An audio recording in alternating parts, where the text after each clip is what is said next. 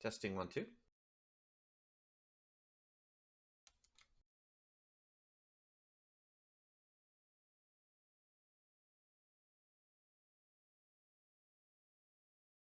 Testing 1, 2.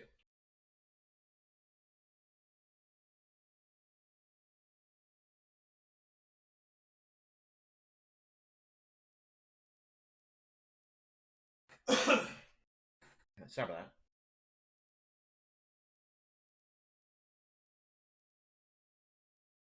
Okay, so it looks like.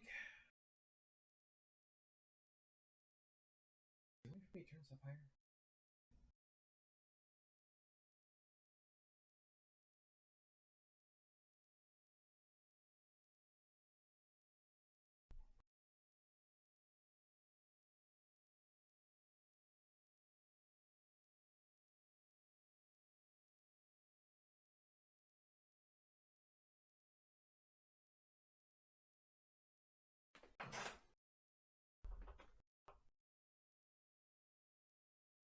Okay, I hope everything's loud enough for the people who are watching.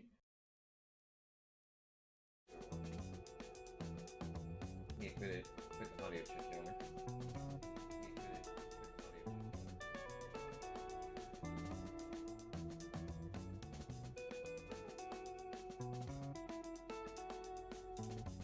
Okay. Well, I guess this will have to do from the audio. I'm gonna bring things live here. Hello, everyone. Hope everyone's doing well. We are back with some more Magic, and we are actually just going to work on trying to just craft something for the Explore format. I haven't decided exactly what we are going to try to make today. There's a lot of interesting deck ideas that we can try to go for, but I hadn't thought of what exactly to make at the moment. If anyone in chat has any suggestions, feel free to shout something out. We'll try and see what we can do.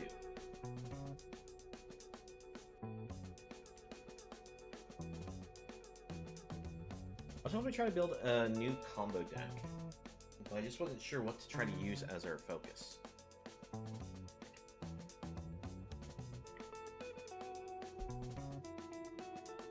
Because there are just a lot of things that you can play with in this format that it's hard to choose any one card in particular to try to go with.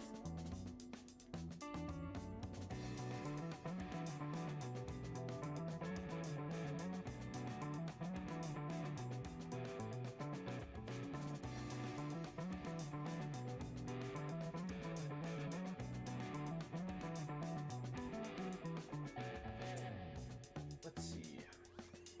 How many Gear Hulks do I actually have? I'll have one blue, one black, one green. That's not nearly enough to make a deck around those.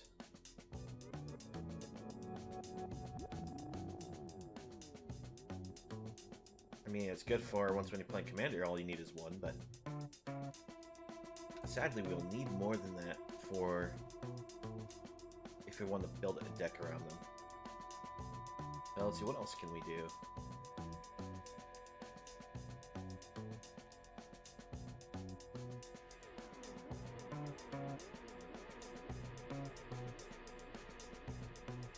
Problem is I have a lot of parts to combos, but I don't really have full playsets to necessarily go all in on some combos.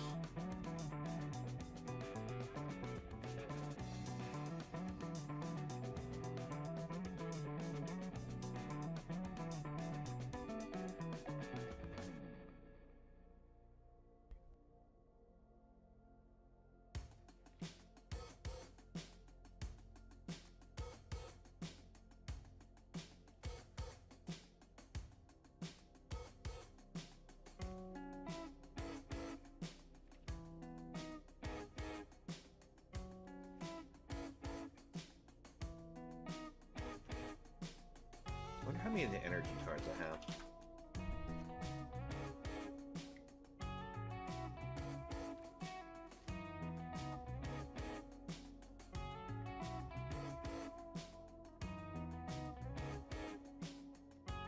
Seems I'm missing a lot of the important energy cards to try to do an energy deck.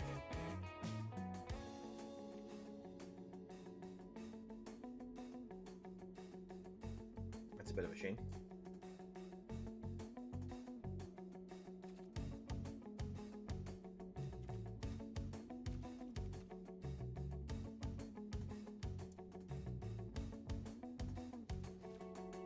Let's see.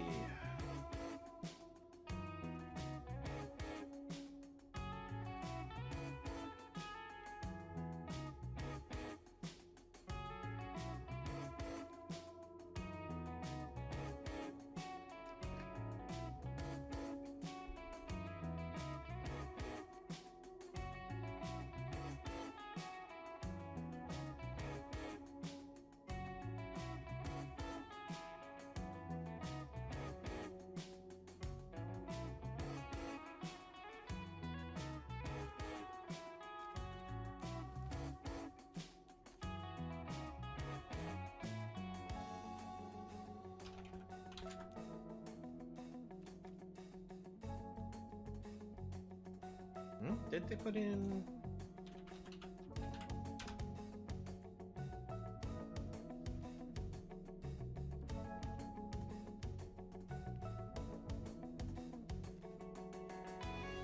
Oh, they put Hanger back in. Mixed up which Walker they brought in.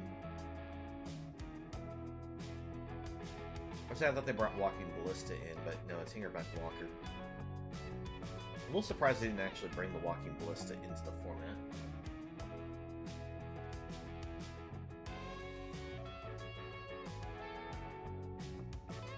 I'm kind of curious how well gates can work in the...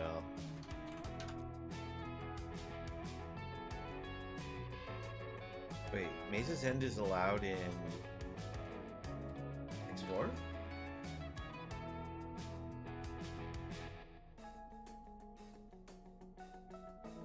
That surprises me a little.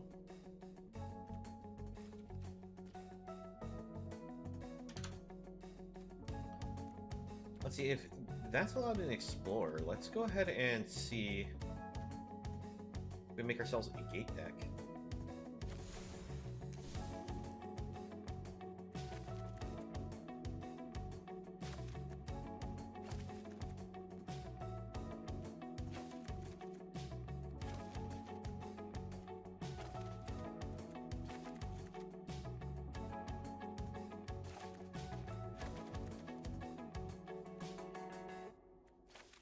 Gonna quickly throw in gates. I know we're not gonna use all of these gates because that's more than what we'll need.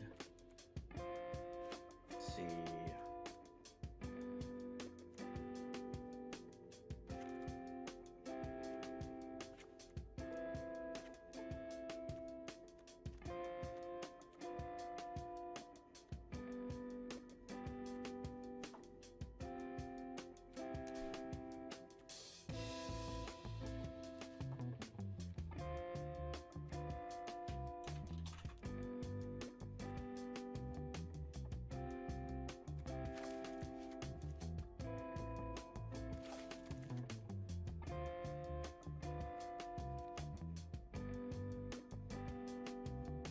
One problem with doing the search for the word gate is it also brings up anything with the word investigate.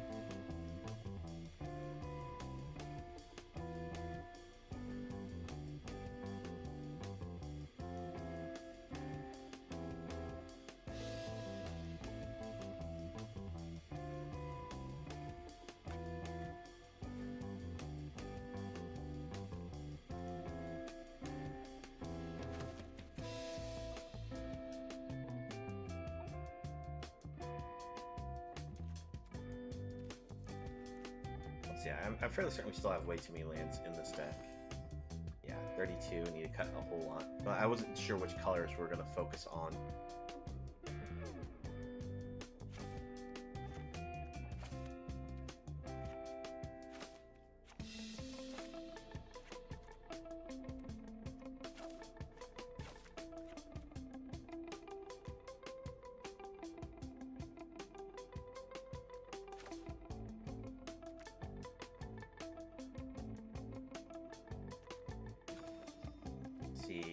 we're down to 26.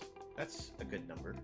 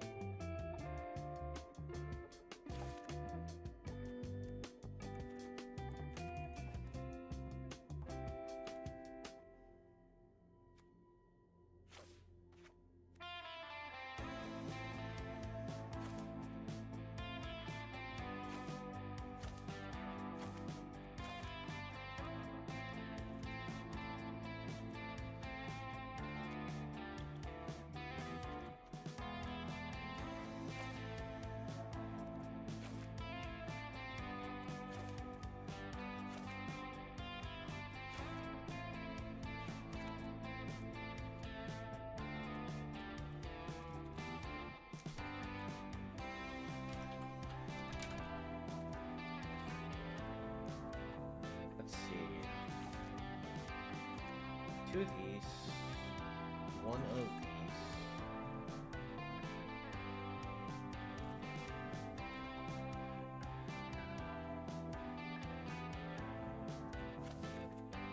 Just kind of getting a removal of all types here, just to have kind of an answer for anything and everything.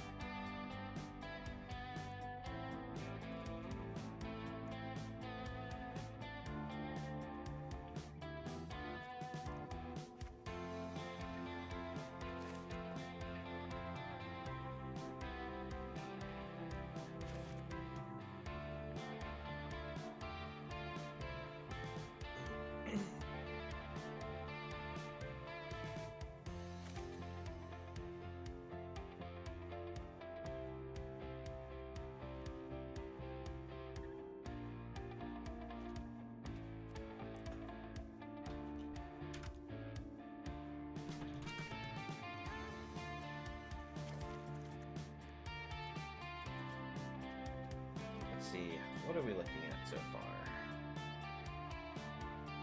Well, these are all the important cards for gates. Probably want to include the land, the 1 mana that searches for any gate color.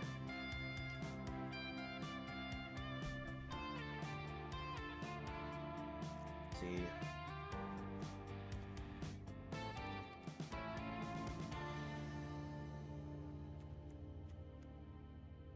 I want some more destroy everything type abilities.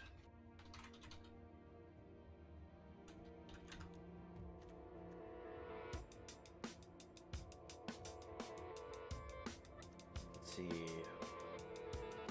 What's more important, depopulate or shatter?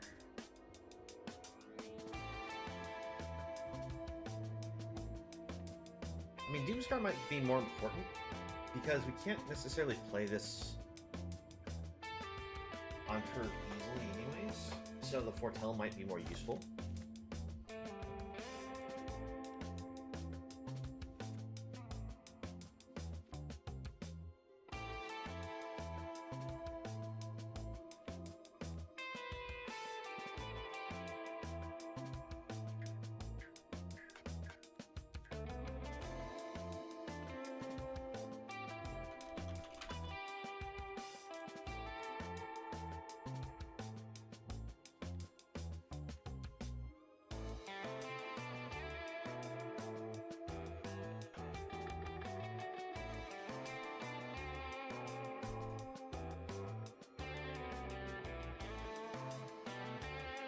I think if maybe we want Spell Pierce.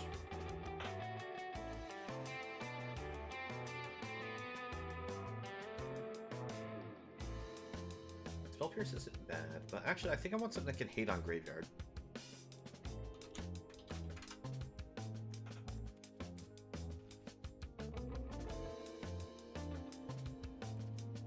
Now the question is, which option do we take? Do we take a black card here, like Cling to Dust? Do we go for just a simple Tormod's Crypt? Can always go for Soul Guide Lantern. Let's see. Also gonna do Lantern of the Lost as well.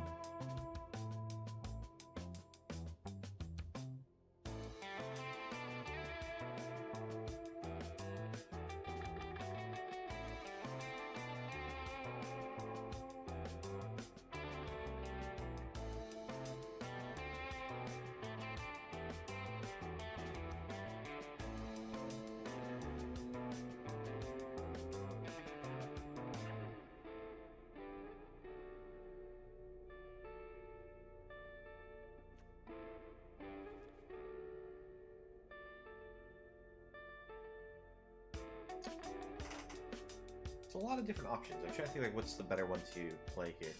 I mean, Hearse is actually a pretty good card for the same purpose of exiling cards. We aren't likely to generate something that allows us to use it though.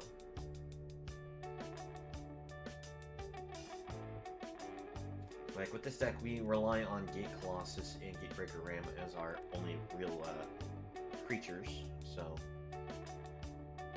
I think we're better off just going some Soul Guides.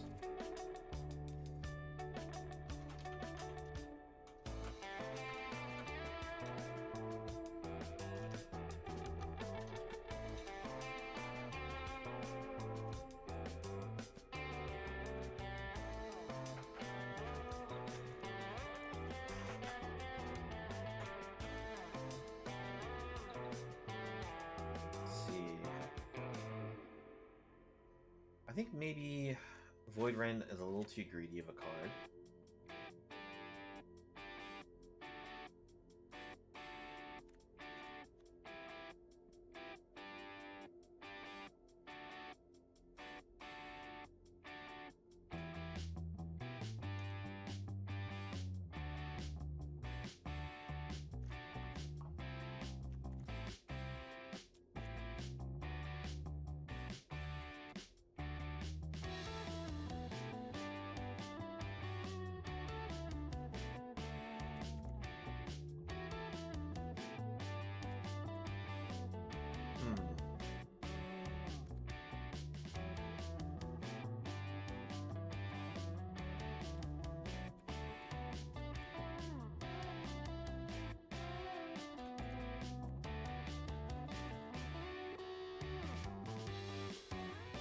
Oh, you know what? I just saw something that's good.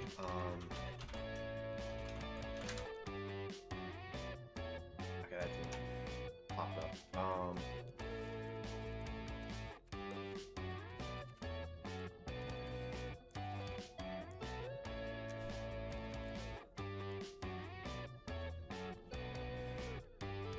Where are you? There you are. Dragon of the Releasing Growth. It'll help mana fix us, and will give us the ability to play more than one land a turn.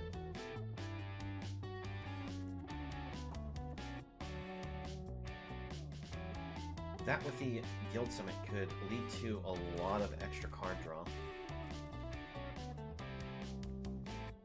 So I think that's a good bring-in.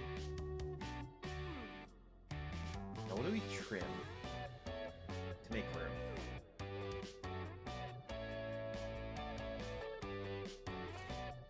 Let's just go 3 Dryads. We think we only need maybe 2 Doomscar since we're running, 4 Gates Blaze. And I still like the Time Wipe.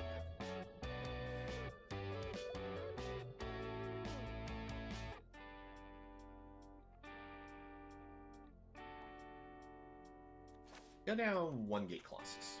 Run like that. I think that should be interesting.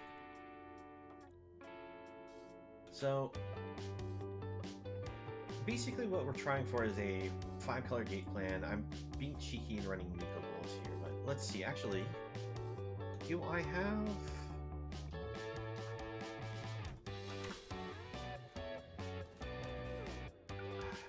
always end up... Oh wait, I have that turned on.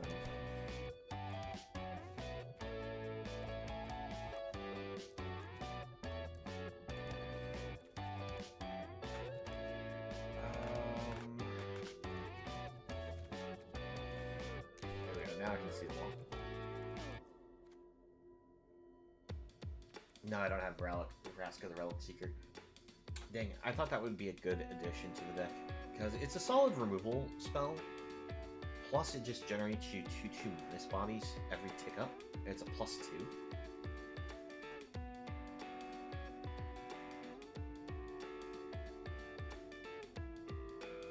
If I had access to it, I'd probably take out one Nico and throw in one Vraska. But I think that should do then.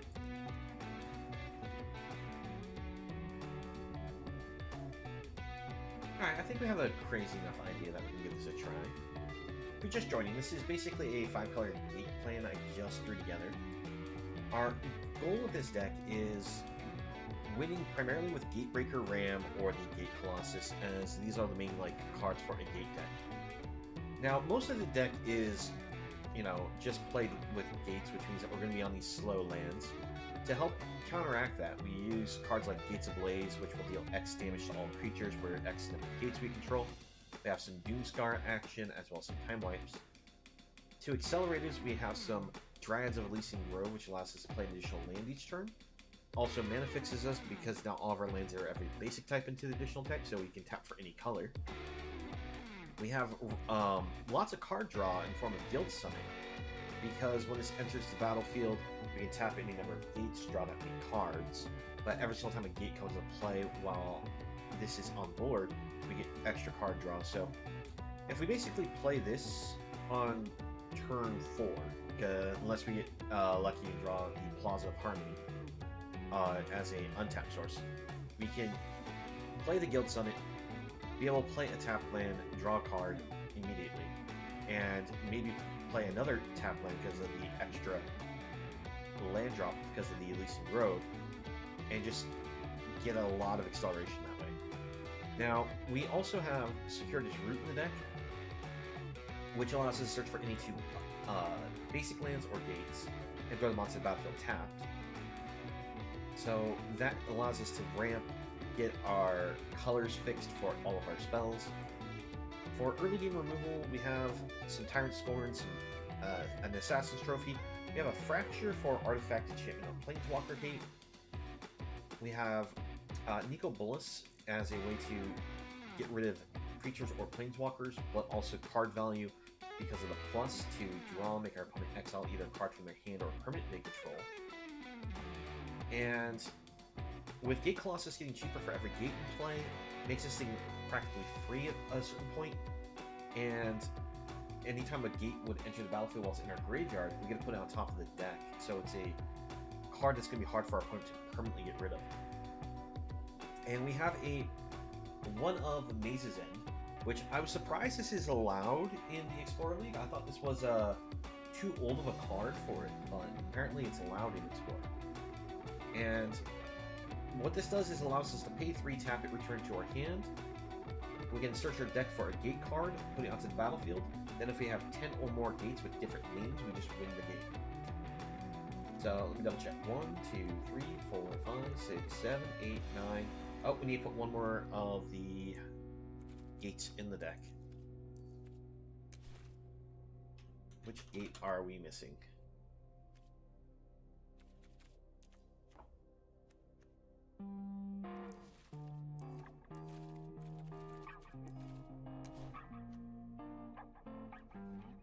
Let's see, so we have white, blue, we have... Oh, we're missing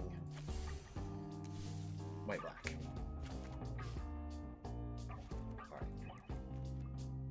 Put those in. Trim... I guess we'll trim a black, red here, and we'll trim a...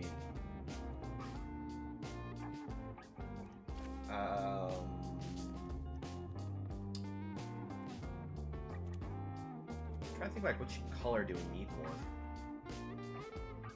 I think we'll trim a white blue. Alright, so let's trim off the blue-green. There we go. Yeah, I think that was the better option. Actually, probably best if we have 2 of each in case somebody uses like a fielder rune. Now, we don't have any basics, so any land destruction that says go search for a basic is just straight up destruction against us. Guess we'll take out a blue-red. There we go. We'll do it like that. Yeah, taking out blue-red makes sense, because all we have is Gates Ablaze and Nico Balls here. I like the new setup. Alright. Oh, glad you're enjoying it. I'm on a new streaming program and have tried setting it up to basically better reflect how the program works. Now, I could have tried keeping the old background, but I didn't think the old background was being as well received. Because I know a number of people who originally said that the moving background was kind of interesting, but overall distracting, so I stopped it moving. Then I realized that I didn't really need that much extra space for chat, so I kind of shifted it like this. Hope everyone's enjoying that.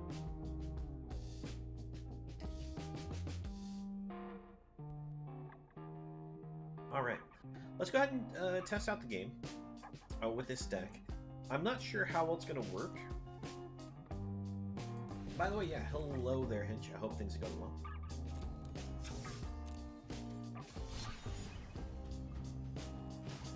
So let's see, we go to the Explorer, 5 colors.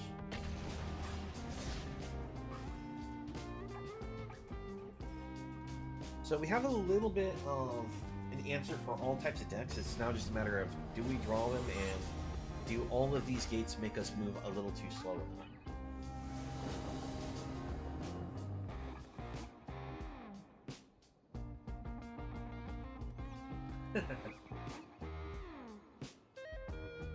Alright, so on the open, we actually have Gates Ablaze and Gatebreaker Ram, so that's some good stuff there. Maze's End, unfortunately we can't use that until we get a 3rd land to like pop back for a to go search for a gate. The main issue with this is it doesn't count as a gate itself. But we'll keep this because if we do get that 4th land, we have secured its route.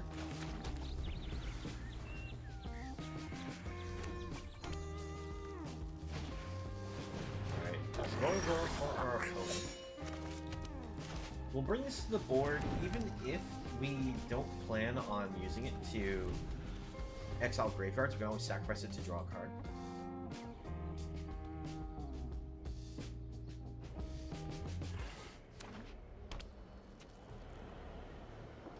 Now, are we just against like mono red goblins here, or is this just red aggro in general? Okay, funny enough, the opponent would have gotten more damage in if they just played this as a 3-1 and just given all their Sieger's Haste. We'll foretell this. Next turn, we'll just use Gates Ablaze, do 2 damage, kill off what's on board. As much as I want them to play more things to the board, I'm worried that they're just going to get in with haste thanks to Gorogora's ability. Because it is only 1 red. Oh, Torbrand is dangerous. So that means that they're doing 14 damage here. Yep. Fortunately, this was, if we had this last turn, we just Doomscar and be able to be fine, but sadly that's not the case. And this is a case where we just lose because Faceless Haven. They animate Faceless Haven, attack with Torbrand, and that is lethal to us. Or our opponent can be just going for an Embercleave. Same kind of way this works out. So yeah, unfortunately we got done in because this just doesn't count as a gate. Oh. Well, that's unfortunate. we'll try the next match.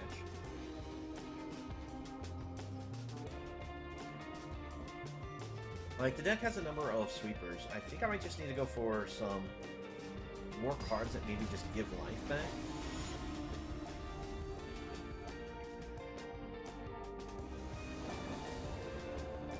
Alright.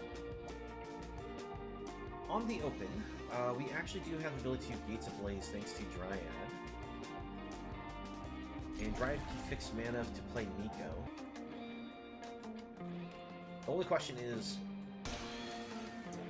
another creature land. Oh boy. Alright, go for the Guild Gate. So there is no guarantee like we can play something off of an untapped land. Pass back. Just have to hope. Alright. There is no coming back from a turn 3 or turn 4 ultimatum. Our turn Timber we can possibly survive.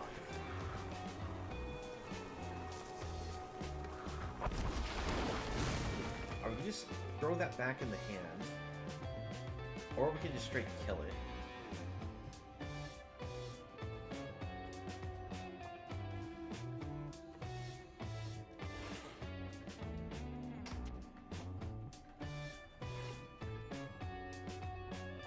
I think we have to go for straight killing it because we can't bounce it back to the hand this moment. So go for the kill.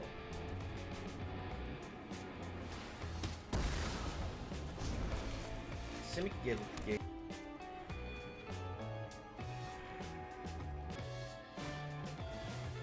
Alright, opponent goes for another fight rigging. Let's see what happens.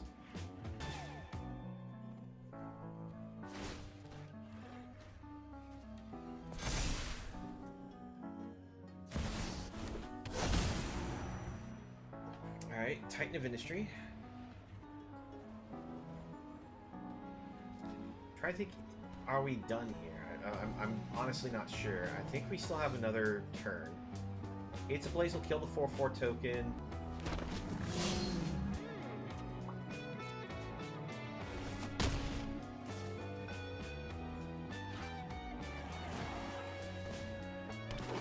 So, not next turn, but the turn after we could play Nico. Holy cow, opponent. They just keep dropping fight riggings. I mean, luckily we haven't been hit into a ultimatum, but with this many fight riggings, that's... Your hold's really bad for us still. Because they can pile all the counters on this board. That's going to go above what we can handle. I can't play this and this, so I have to go Dryad. Pass. Like, we're just dead here. But that's the opponent hitting 3 fight riggings in a row with a turn 4 shakedown heavy. It's like, even with them not hitting their definite combo, then again, this one might not be a Sultai Ultimatum variant. They could just be playing a fairly fair version of the deck.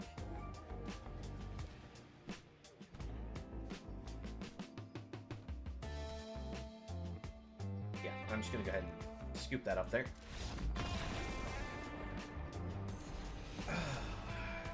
There's just no more winning on that one.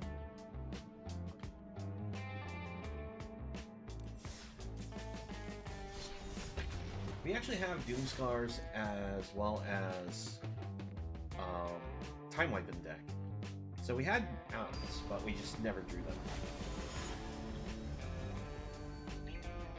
Because if we ever managed to hard sweep that opponent, they would have had to have resolved another creature that was large enough to be able to keep doing what they were doing. Alright, this is our first time seeing Plaza of Harmony, so I think this one's a keep.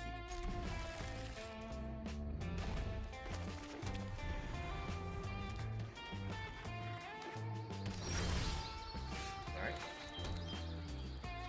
We'll go ahead and throw down Soul Guide here.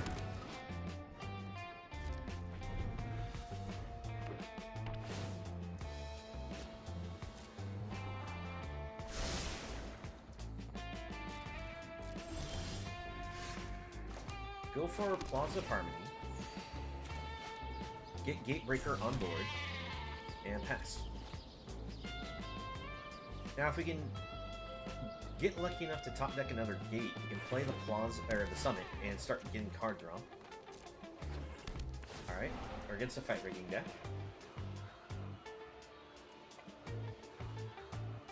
And this is Sultai variant, so you may see Emergent Ultimatum from our opponent. Alright. Go for the Summit. Now we play our gate, get a card draw. I'll be honest, I think I would have preferred just having the Assassin's Trophy over the land. That way we could have made sure they couldn't do a fight rigging. Alright, Reservoir Kraken for our opponent. What do they hit? Great Henge, I'm okay with.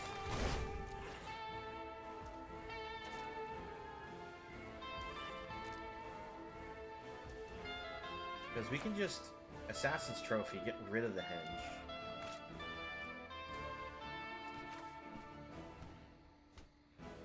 Foretelling just doesn't really do anything right now. I think one of the things we want to do is play this, go for the card draw.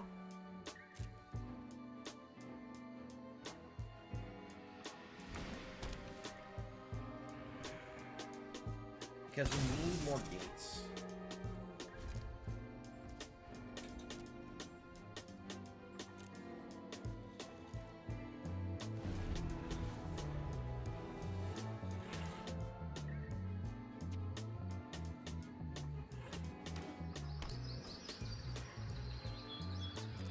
Fight ring number 2. Are they going to punish me because I didn't leave up mana for Assassin's Trophy?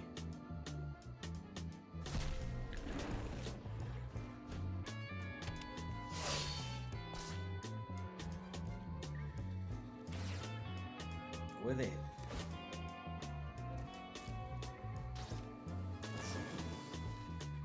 Heartless Act. Okay. Well, that's kind of bad.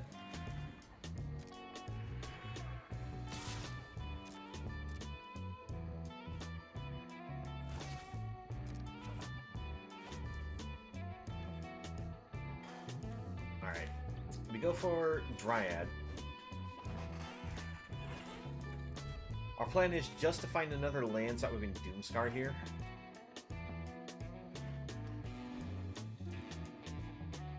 But we are dead?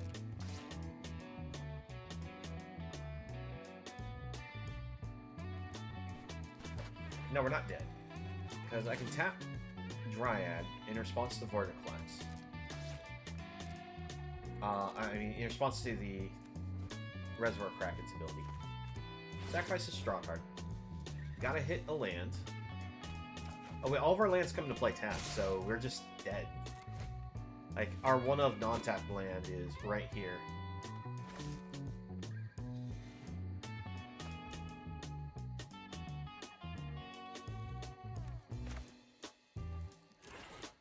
Let's see, we actually can Assassin's Trophy Titan Scorn and stay alive.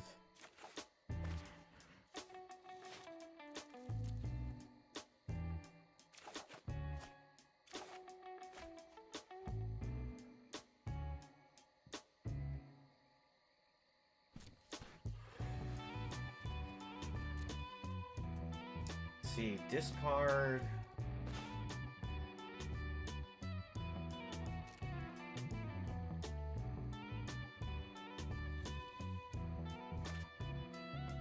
Jeez, that's annoying. Let's see, do we have...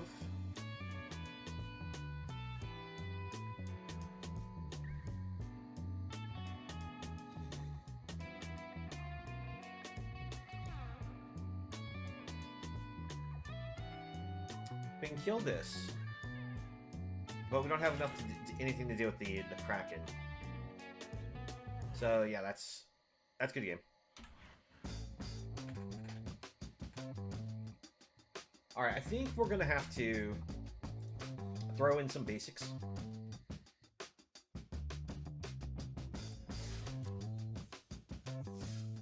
Make a quick adjustment to the deck.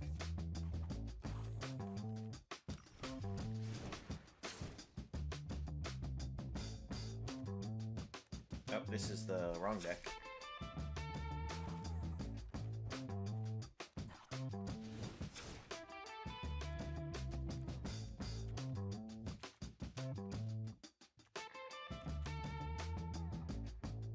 Let's see, when we go for basics, which colors do we want?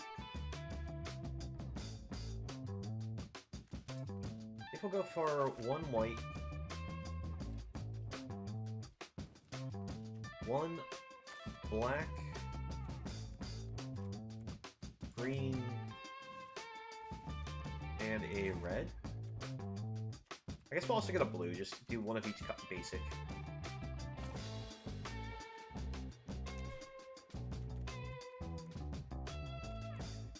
To trim to make room for.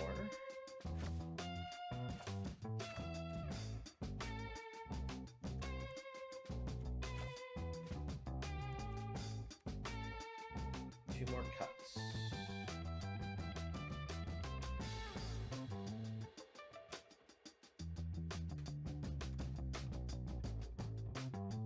Actually, no, I think I'm just going to leave the red source out.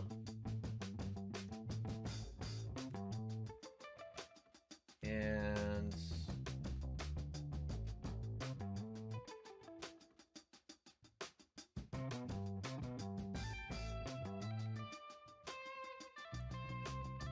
trim in his not the Azores.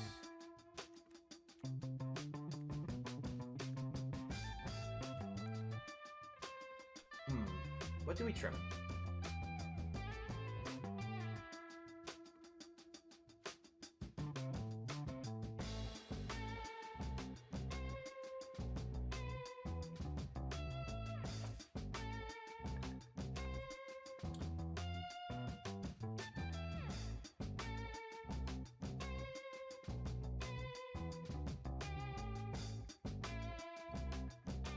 Trim one of these, trim one of these.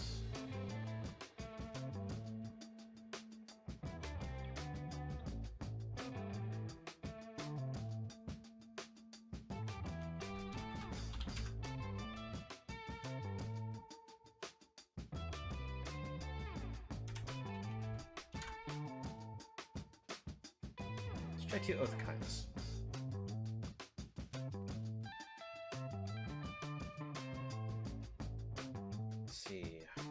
So bringing Oath of Kaya allows us to deal 3 damage to any target, gain 3 life. So we can kill off small threats, gain life back.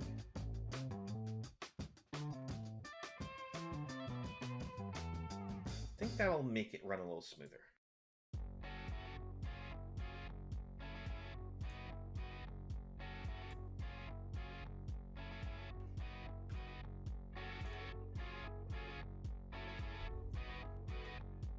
Alright. Hopefully the adjustments that we made will fix the deck.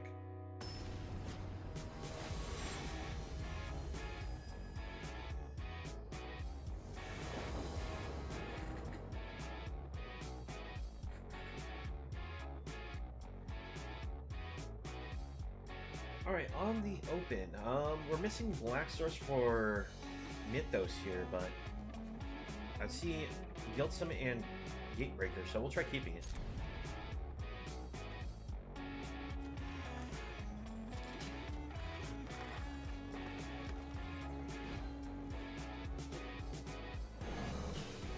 Please don't.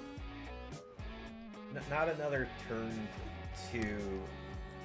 Okay. I was like worried it was going to be another turn 2 fight rigging because of just how our luck has been with that so far. Alright, Plaza of Harmony. Let's go for Gatebreaker right away.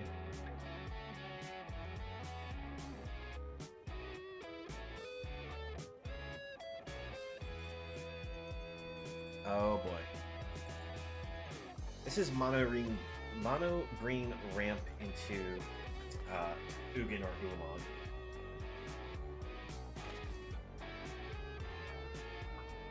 Alright, let's go Guild Summit.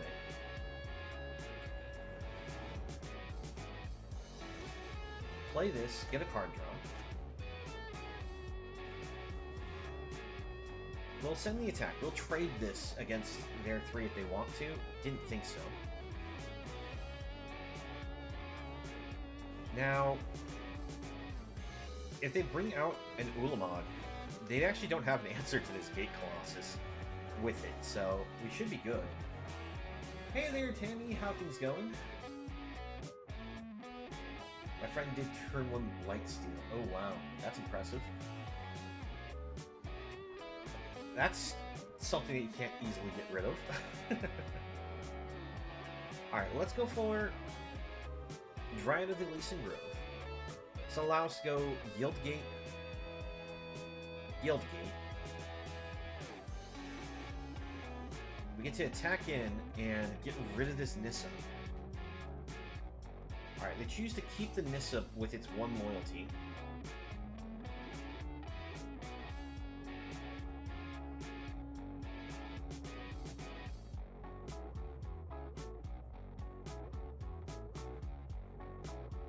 I'm already just prepared for our... with haste? I'm trying to think how they did that. Is it? Alright, there's the Ugin from our opponent that I was expecting. So we're going to see a big minus here. It's going to get... Why would you do that? Are these considered colorless? Yeah, they're considered colorless still. Alright. So we can bring out the Gate Colossus. And we can also Oath the Kaya.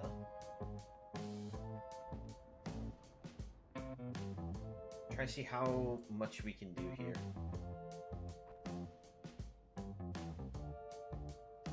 If we actually go for Securitas Root, I was trying to see if we can maybe play the Tyrant Scorn too, but nope. Alright. Go for Oath of Kaya. Get rid of Nissa.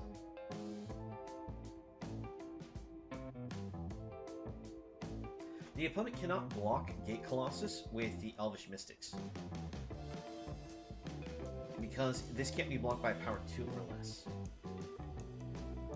Now let's see, how did they do turn 1 Blightsteel with haste? Because doesn't Blightsteel have the wording that if it were to end out in your graveyard, it just gets shuffled back in? So you couldn't just reanimate it, right? Alright.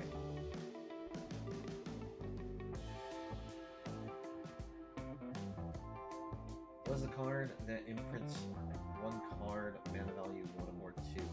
Oh, that's Isochron Scepter. Oh, was it an Isochron Scepter mana loop?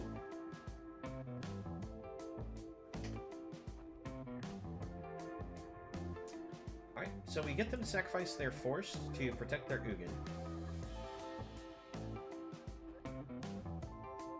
I think we'll just... Let's see, 1, 2, 3, 4.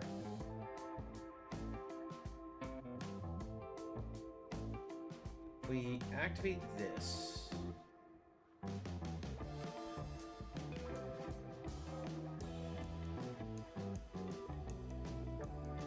Want to use it with these. That way we have the ability to use Necroid at any time. Let's grab ourselves the white-black. Put Mace's End back to the battlefield. Pass the opponent.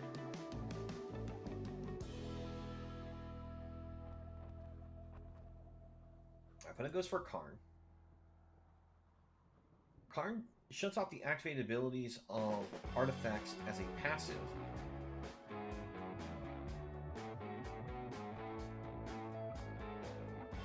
I'd eventually use Meteor Golem to deal with our Gate Colossus. But they're not actually going to be able to stop Gate Colossus from destroying the Ugin.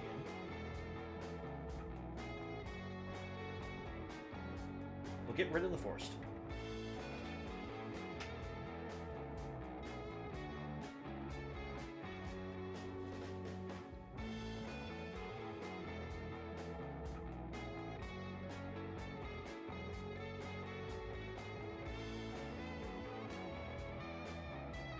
Swamp, Soul Ring, then Mana Vault, then the card which imprints Dramatic Reversal. Dramatic Reversal is a thing that untaps everything, and then they just use any spell that is haste. Yeah, I see how that works. Alright, so we draw Basic Forest. I think we just go ahead, move the combat, get rid of this Ugin.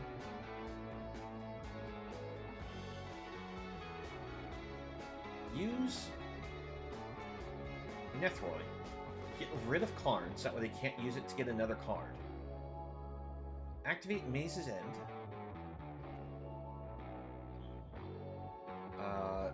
Get a Guild Gate. And pass. Let's see. 1, 2, 3, 4, 5, 6. We have black-green in hand, so that's 7. We actually can win with Maze's End next turn, I think, right?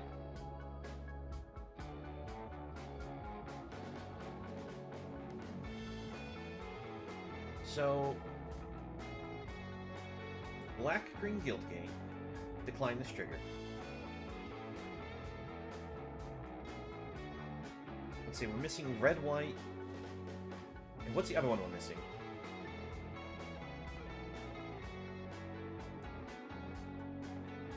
Red, white, red, green.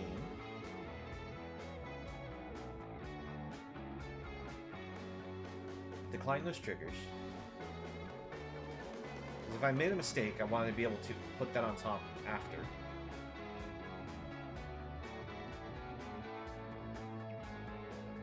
Which one's missing? Blue-green?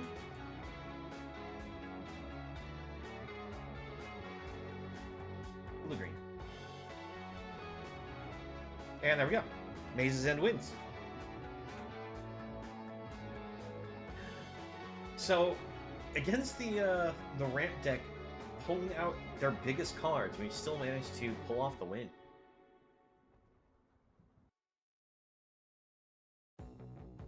He drew Sculpting Skill, imprinted Demonic Tutor. I have to remember how Sculpting Steel works. I know Demonic Tutor, but...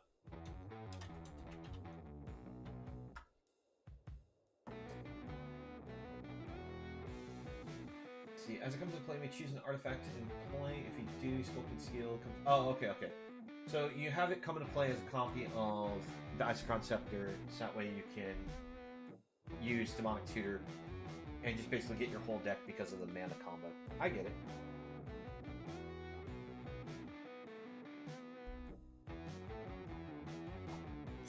That's pretty dirty, what they did to you. Now, the thing is, you also have to remember how rare of an occasion that's going to be. They have to have all of those cards specifically to pull off that combo. But it is pretty dumb when it happens.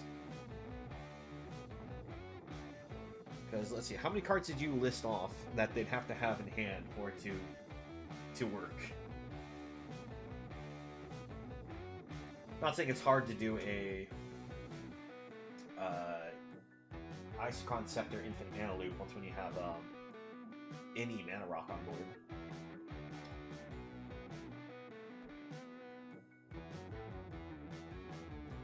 Because,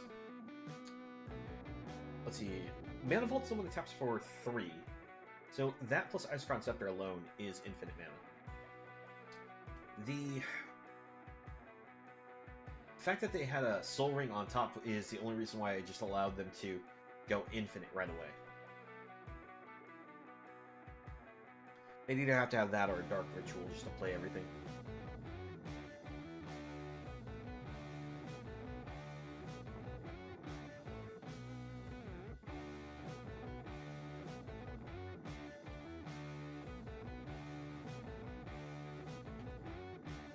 Well, I know that the one thing's 2, but I was just saying the fact that you had to have a 2 plus the 3 to be able to play the Scepter and be able to activate it on the same turn. Because you have to spend 1 to play the artifact. Your mana producing artifact. Then you have to spend another 2 mana to play your Scepter and another 2 mana to activate it. So that's why you'd have to go 1 mana, play either one of the 1-drop artifacts that produce mana. tap it for mana, float the extra after you play the other artifact that produces mana. Play the Scepter, use the 2 floating mana, activate Scepter, untaps everything. Then you float all the mana, you activate Scepter, and just keep doing that until you have all the mana that you need, especially considering you said that you go into the other Isochron Scepter onto Demonic Tutor, or in this case Sculpting Seal, to copy it. And then you use that Demonic Tutor, search out every single card that you'd possibly need. And that ends up becoming the game-winning combo. It looks like I'm having a little bit of latency issues, so I do apologize for that.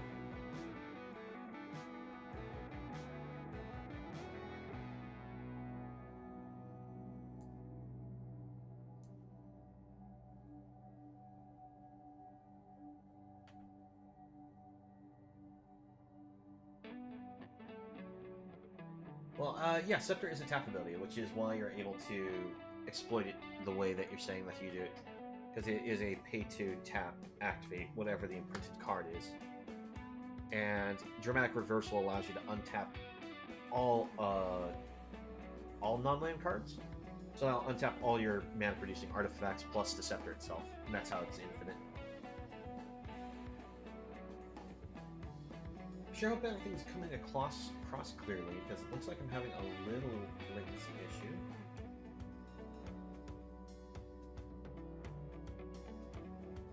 But we'll go ahead and jump into another game.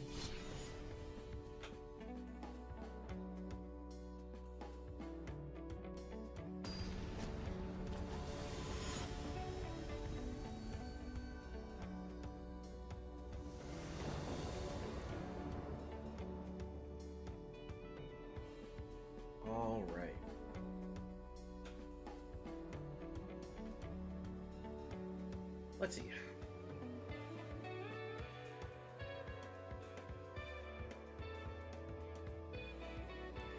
I think keeping this hand might be a little too greedy, so I'm just gonna hit mulligan.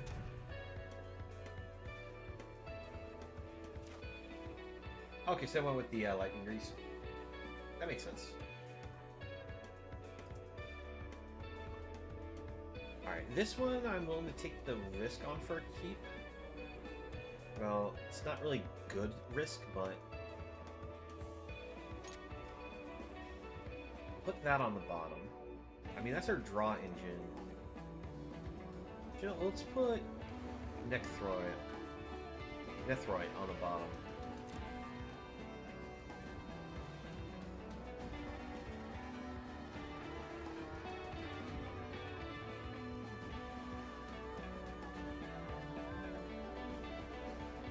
Alright, Delver Secrets for our opponent. That's not good. That's even worse. Alright, red-blue for our opponent, and they have the Aberration already flipped.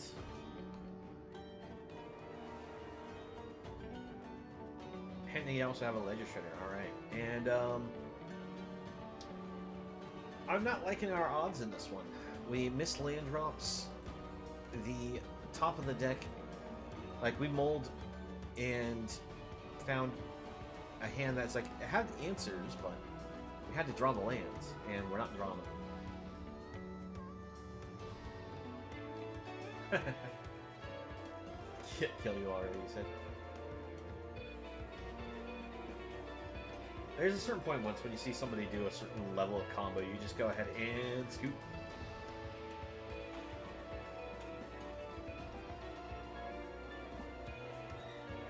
Because after all, if somebody's done the combo where they have what you said, 2 scepters, generate infinite mana, the other one on Demonic Tutor, there is no recovering. They have you dead, or they didn't play their deck properly.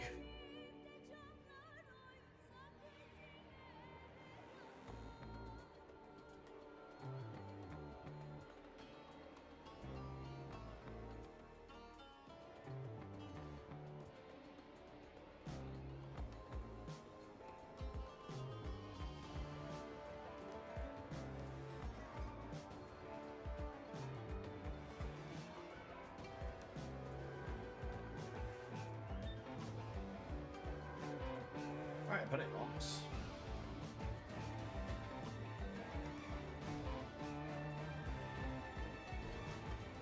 Well, it is still possible to interrupt your opponent being on the draw. If you're playing blue, you can always potentially use Force of Will. But in order to do that, you'd have to Force of Will the Greaves, not the Blightsteel, because, like I said, if I remember correctly, Blightsteel has the condition that in order to go to graveyard from anywhere, you shuffle it back into your deck. So that would imply that the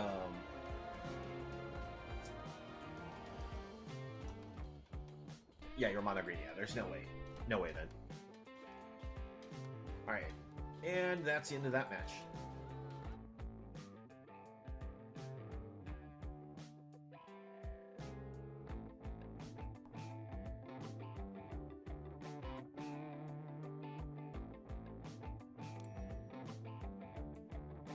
Yeah, it's one of those things that how fast Explorer League runs, playing on gates is really difficult because we're kind of giving the opponent the okay that it's like, all right, we're always going to be, a turn behind on a lot of our plays. And to miss lands puts us way far behind. All right, we'll keep this one. If we just get one more gate of any type, that just floats us into so much ramp.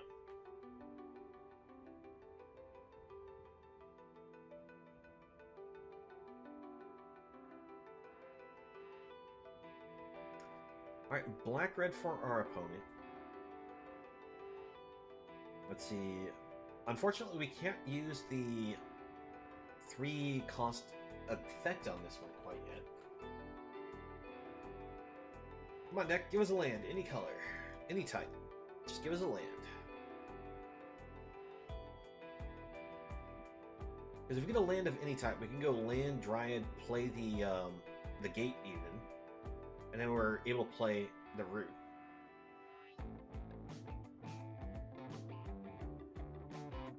But at this point, I think we're just going to go Oath of Kai, getting rid of Mayhem Devil here.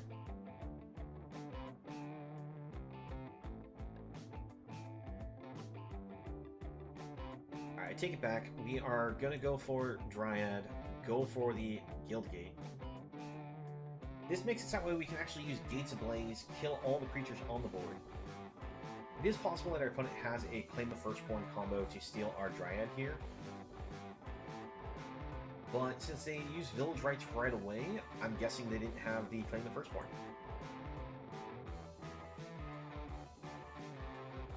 Alright, so they have Fatal Push instead.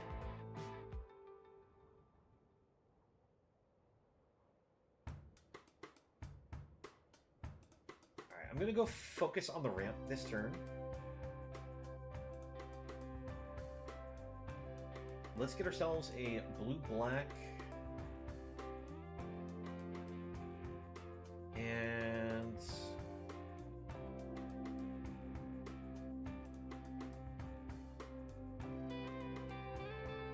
so what would be the other color that we want here? I guess a black-red wouldn't hurt.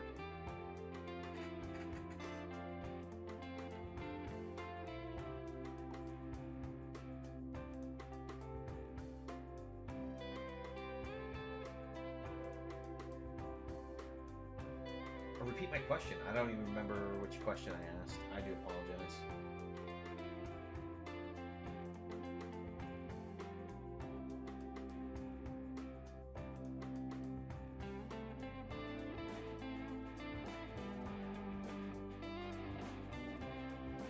Alright, so we have the opponent with this Gates Ablaze here. Sweeps the board. We can play Gatebreaker.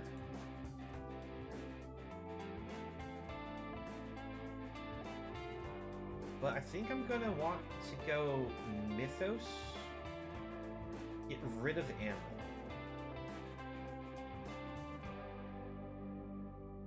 I think never mind. I mean, I may have accidentally asked a question and forgot what it was. It was one of those occasions where I got a little tripped up because I noticed that there was some latency with the dialogue with your blight seal situation.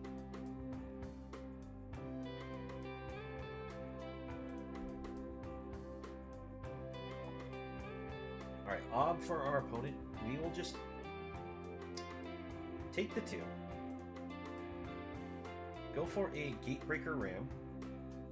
Go Othakaya.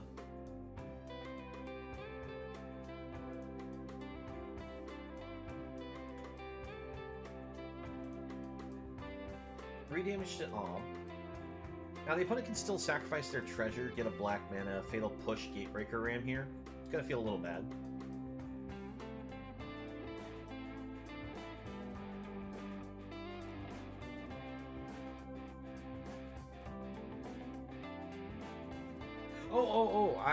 I remember saying that you played the mono green deck, and I said, oh yeah, you definitely can't win then. Because I made the comment that you could potentially survive your friend's combo if you had blue, because Force of Will is definitely still a card.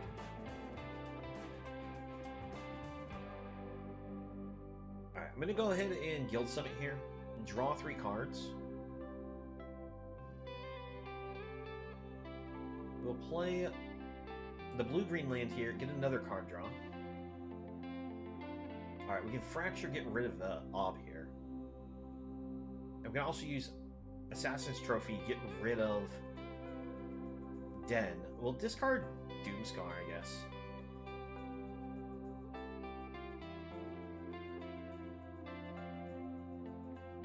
Alright, Thoughtseize for the opponent. What card do they like the least? Because we drew into a lot of answers for the board state. They decided that they really don't like the Gatebreaker.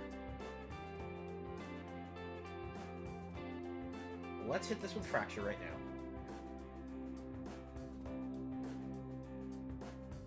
Get a card draw. Let's go for Guild Summit number 2.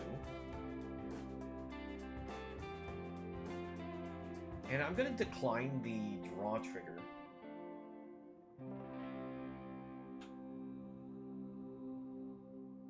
Playing Yorvo. Oh, okay, mono green Yorvo.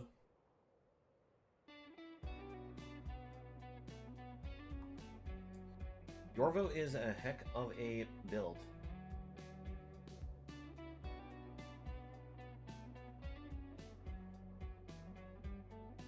Alright. Have to think here, what's more important? Get rid of the anvil, or get rid of Den. Alright, they have double Den. That makes it easy.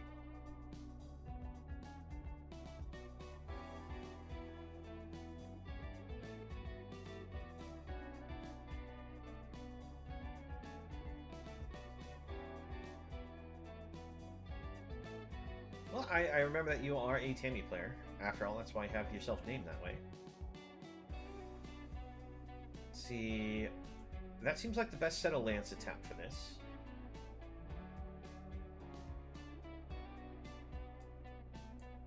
Which colors am I missing? Types. I don't have white-blue yet.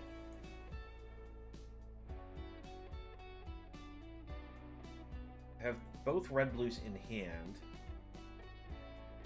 Grab the red-green. This will give us quite a bit of card draw here.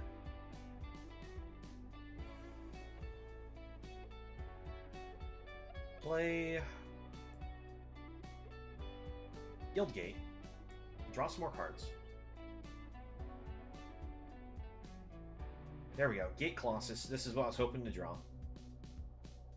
We'll bring a Soul Guide to the board and eat the Mayhem Devil from the graveyard. Make sure that they have no way to bring that back.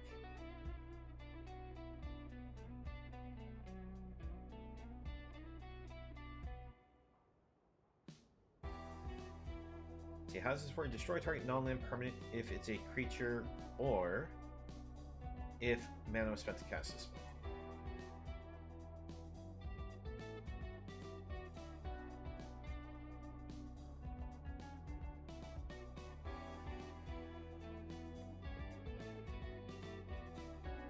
Alright, there's Maze's End, so this activating will kill our opponent. Let's go for Nico to the board.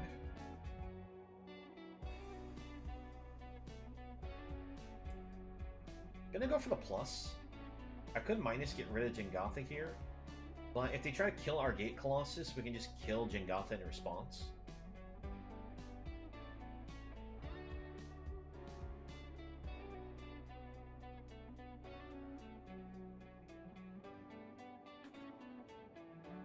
They exile?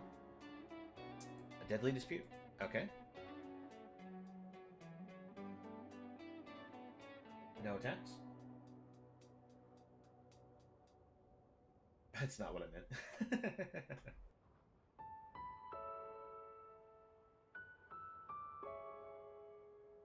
Alright, so opponent brings out Mayhem Devil.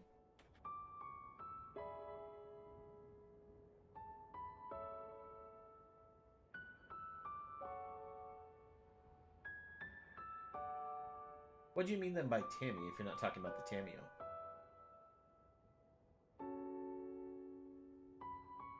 Alright, let's...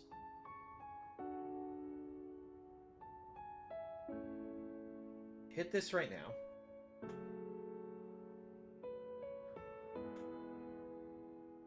Resolve. The opponent makes us discard. We just discard ourselves 2 lands here. Let's see. We already have red-blue in play, so we can discard red-blue.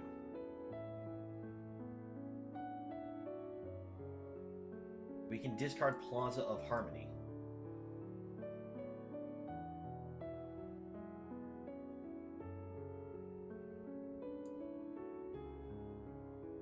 We already have black-green in play, so 1, 2, 3, 4, 5, 6, 7, 8, 9, 10. We already have all 10 in play, so we just activate. And there they go. Another Maze's End win. You know, funny enough, I put this as a 1-up in the deck, thinking, oh, we'll probably never get this win, and that's 2 in a row now. I was building this deck thinking it's like, oh, it's been forever since I played with a Gatebreaker Ram or a the Colossus, but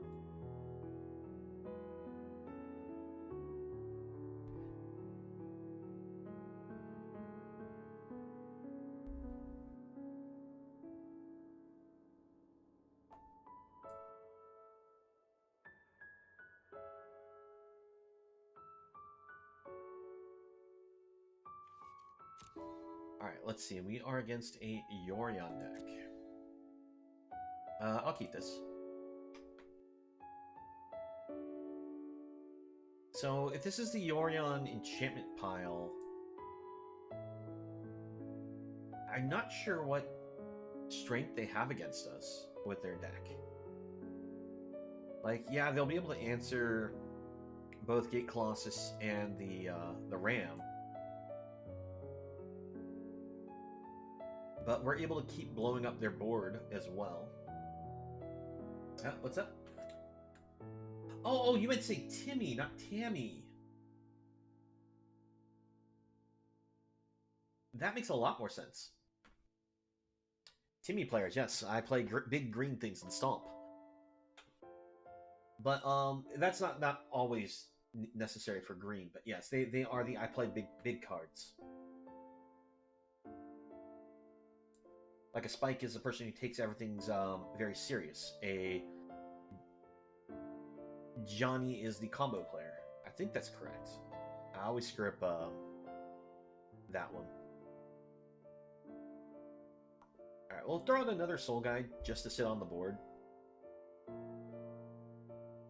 Pass it back to the opponent.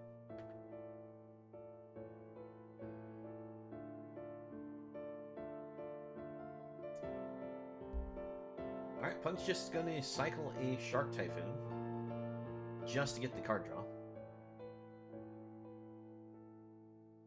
Are they cycling?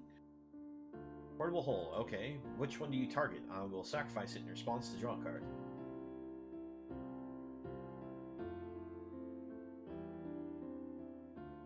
This Nico is going to sit in our hand for forever since we're not drawing the black sources. Alright.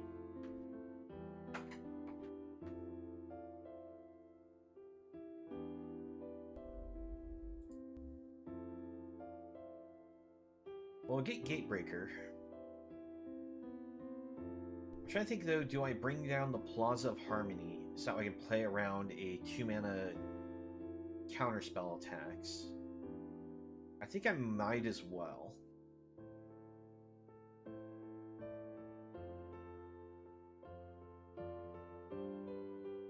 Oh, okay, so Tammy's a female variant. Got it. I hadn't heard people refer to Timmies as Tammys before. But it makes sense.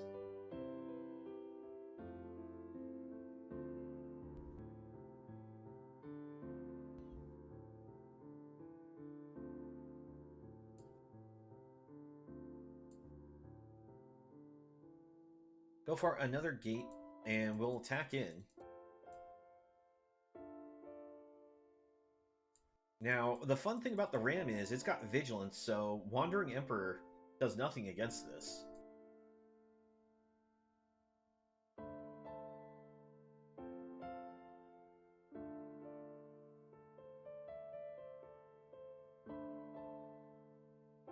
Look, there's Wandering Emperor.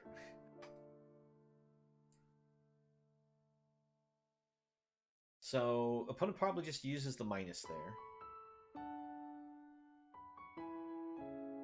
I'm trying to think though, do we even care about Wandering Emperor being on the board? We can just use Gates Ablaze, clean up the chump blocker,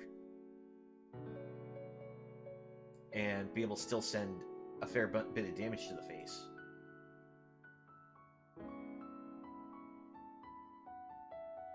If we draw a black gate, it would work out really well, because then we can actually play Oath of Kaya.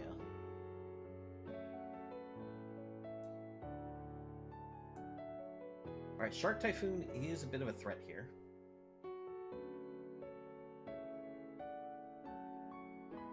Alright, let's see. I'm actually going to sacrifice this first, just to see what kind of card draw we can get. Yeah, regular green source. It'll just still go on the board.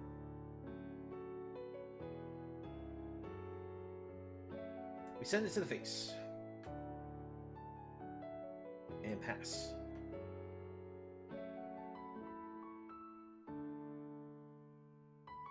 I honestly was really hoping to try to get a black source that we could use Oath of Kaya.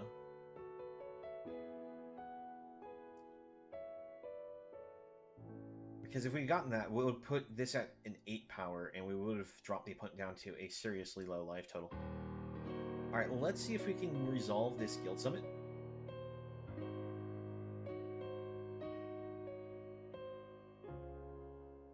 Alright, they're going to let it resolve, which means we can just turn this into a massive card draw. 0 lands. What?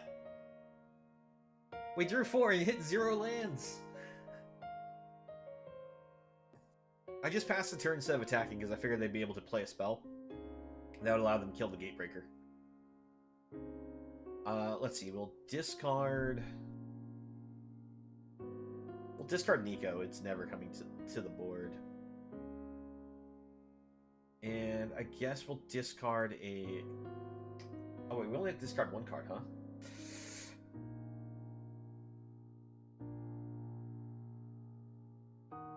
What's our best discard?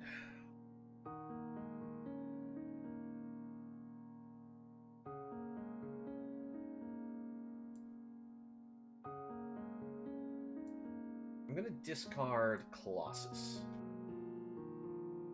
By discarding Colossus, this means that if we do manage to hit ourselves a gate, we can not only put the gate in the play draw card, but we can put the Colossus on top before the draw happens and just put it straight in the hand and then maybe even straight in the play.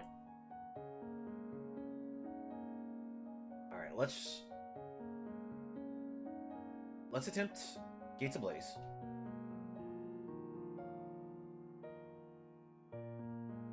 Alright, put up vetoes.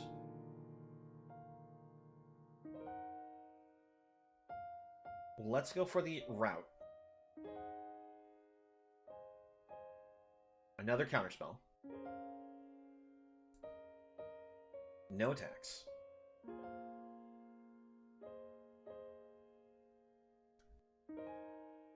Alright, Narset unfortunately says that we get no extra card draw from our summit now.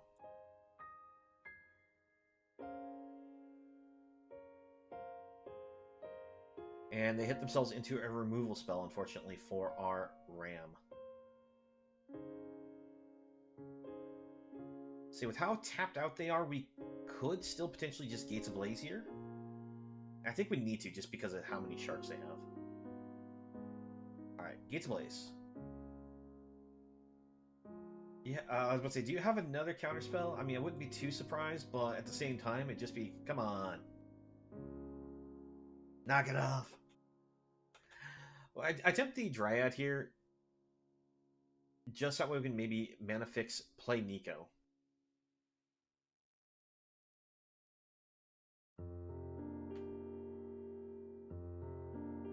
The reason why I want to resolve Nico is just that way we can bump off Narset.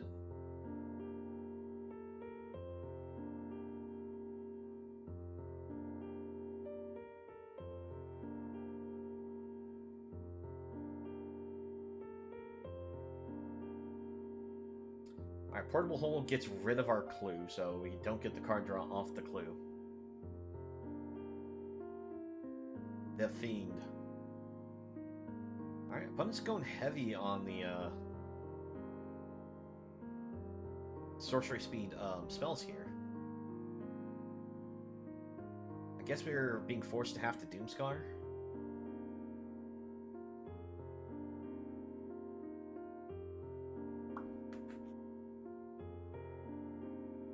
Let's see. If we do this, we have 1 mana open, or 2 mana open. So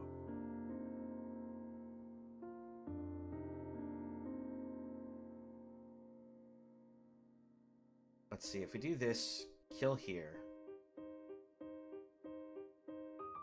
we can redraw, and we'd still play Gatebreaker. But if this gets counterspelled, we lose, but then we don't have any other play otherwise, if they have counterspell for Doomscar. So let's see what happens.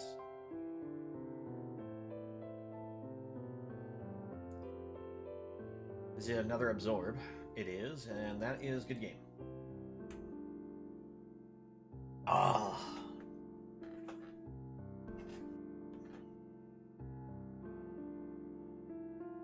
Unfortunately, they hit a Narset, which shuts off all the extra card draw from Guild Summit. And the one time we decided to like draw 4 with the Guild Summit, just going all in on it, we didn't hit a single land to be able to play that turn. And it prevented us from being able to double spell this turn, which would have actually saved us.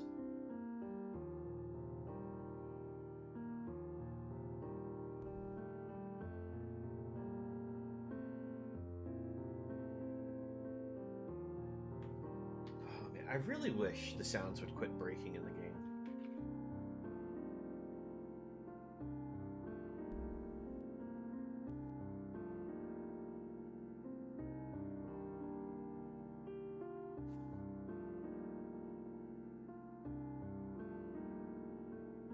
Alright. On the open, this looks like a pretty good keep. We'll keep it.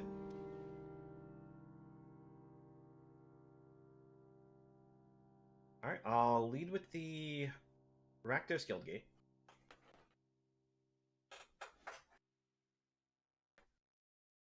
Alright, so this is Mono White Angel Life Gain.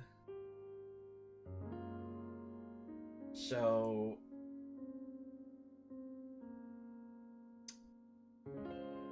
Yep, there's the Righteous Valkyrie.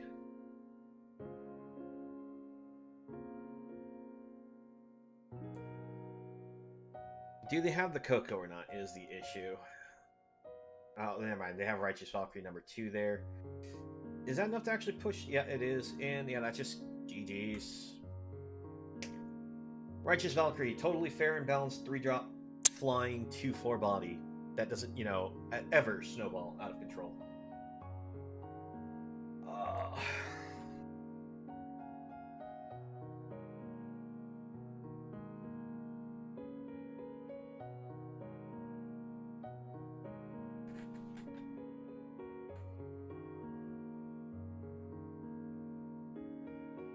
There's no way I could have been able to survive that unless we drew our 2-cost spot removal spells.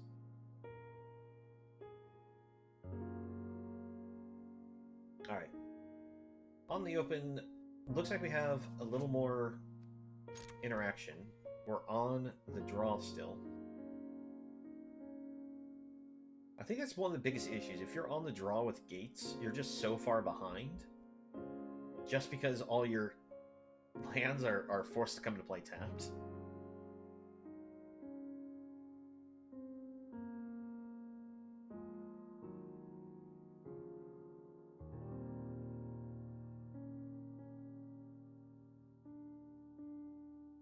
So this is black-green Greasefang.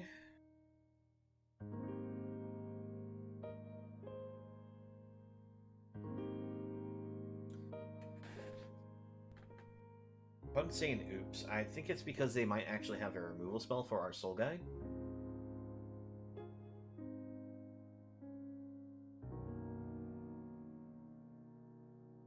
Or they're saying oops because, well, they went ahead and milled stuff against a deck that has ability to eat the graveyard.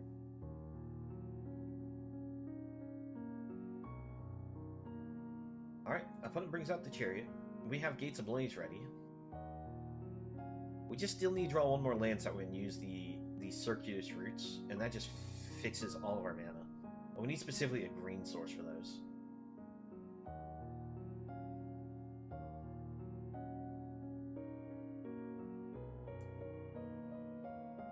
Not a green source.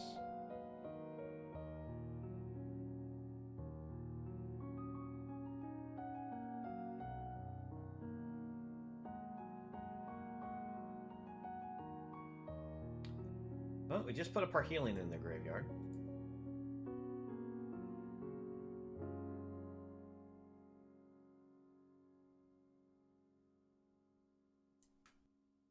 Alright, wait until they target card in graveyard before we activate Soul Guide.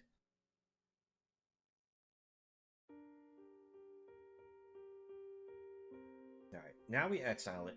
The reason why we do this is they could just have an instant speed card that mills them. Example being Witherbloom Command.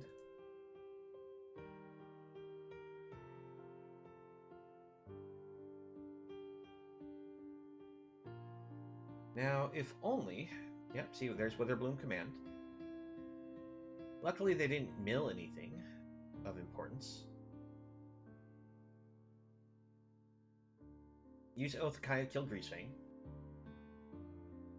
Come on, deck, where's our green sources? Because it's going to take us a turn to put down the green source, and then another turn to be able to have it untapped to be able to use.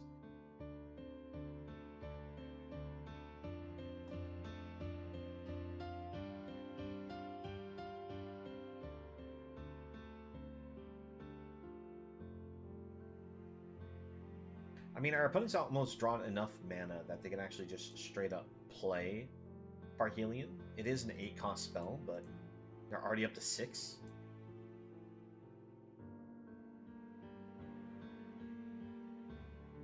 Well, I can't complain about drawing another Soul Guide.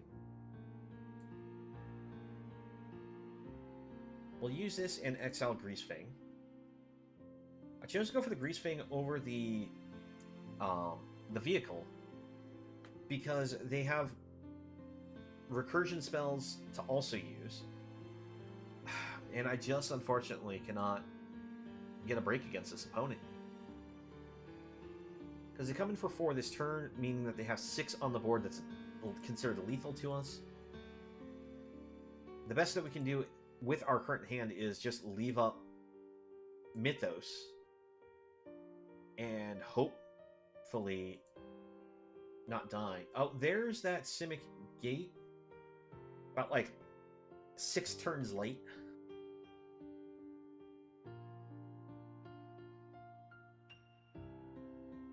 Okay. Destroy this.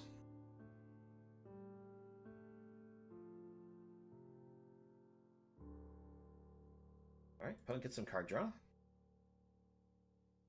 Let's see, how many chariots is that? Is that their 4th chariot, or is that only the 3rd one?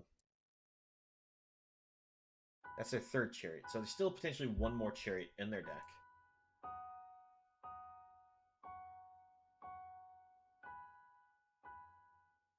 The worst part is we need to top deck a sweeper or we lose.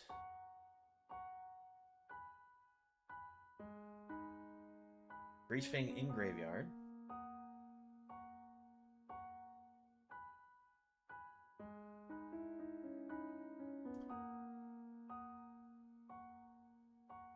Yep. Well, we can play that, but unfortunately, that's a GG situation. Oh, it just took us way too long to get that green source. Stuck on 4 mana that whole time. If we had gotten the green source or our black source, the 3rd one, we could at least play Nico Bolas for a turn maybe, but couldn't catch a break.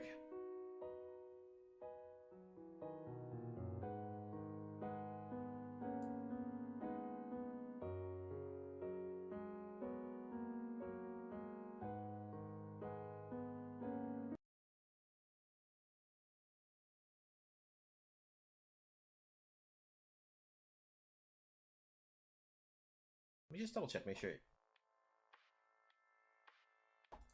Yeah, there is audio, but it's not playing because the game's broken.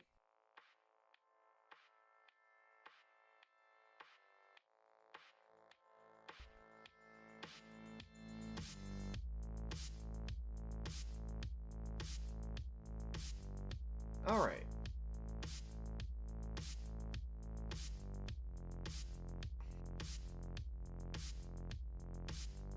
I think I need to trim Nico. I think he's just too expensive. But we'll keep this. Like, the triple black on him just makes him a little too difficult to play in this 5-color brew. Now, the card I really wanted to put in, I unfortunately don't have copies of.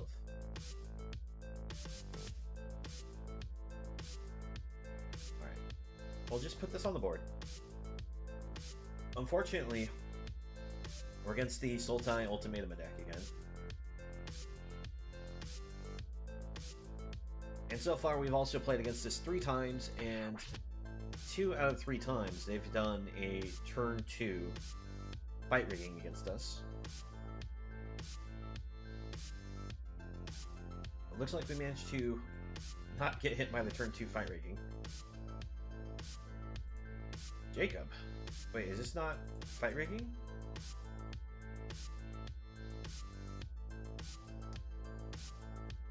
Let's see. Let's go for white-blue Guildgate.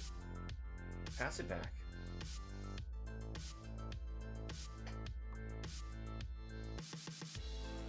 I mean, this has still got to be fight rigging deck, right? I've just never seen anyone use Jacob before. Not familiar with this. You tap it, draw a card, exile a card from your hand.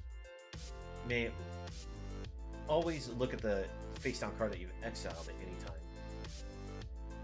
But after you use this ability, you may spend 6. If you do, you get to transform into Hawkman's Insight, which at the beginning of your upkeep, exile top card of your library face down. You may look at the cards as long as it remains exiled.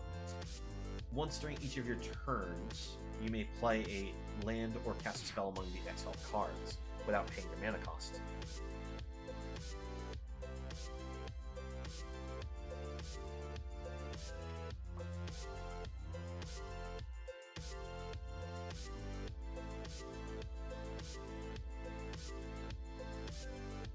Now, it's basically like looting. The only drawback is the cards do not go into your graveyard. So if somebody kills your Jacob before it transforms, you end up just permanently losing those cards. I'm sorry, what was that? It shouldn't have showed me anything, right? Good. For a second, I thought it showed me the card.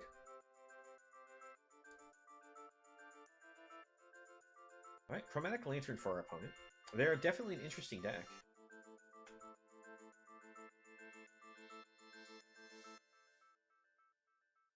Alright, let's go ahead and bring out the Ram.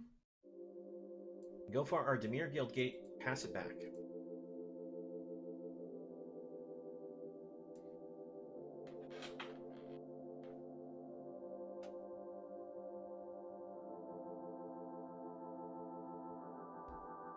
At this point, we want to use this to go get ourselves a red source for the purpose of Gates Ablaze and Nico. But we also need to get ourselves another black source as well. So we'll probably get ourselves like a black, oh no, actually probably, see, a red, white, and a black, green. I think those are the colors that we'll want to go get.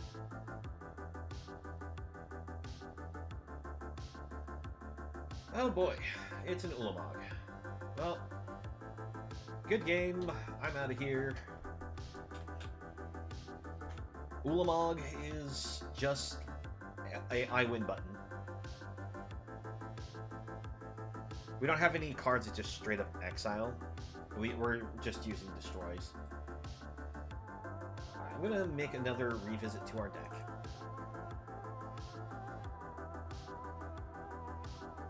Alright, so those are out.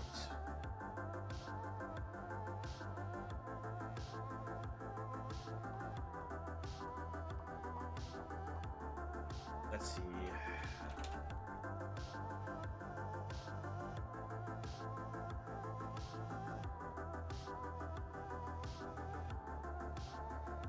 Let's go with Kaya. Just because doing the minus... No, it's not worth it. It's not worth it. We don't have anything else to really make use of this Kaya with, so it's not worth doing. We don't have enough creatures to reliably use the +1, so all it is it's 5-mana exile permanent. I'd be better off using Profane Procession at that point.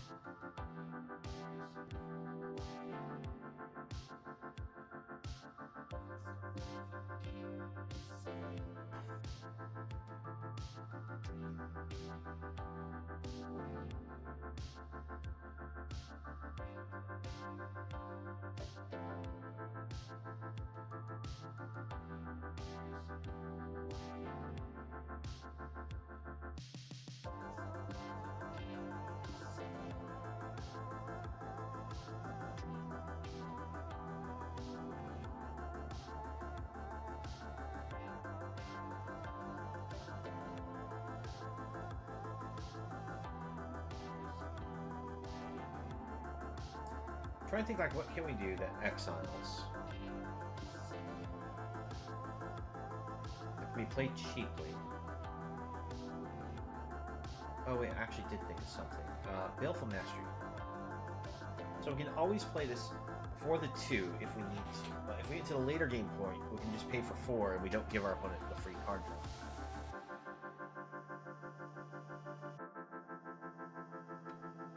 That seems good.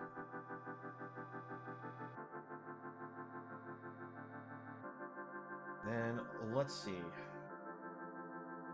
Still having a problem with gaining life.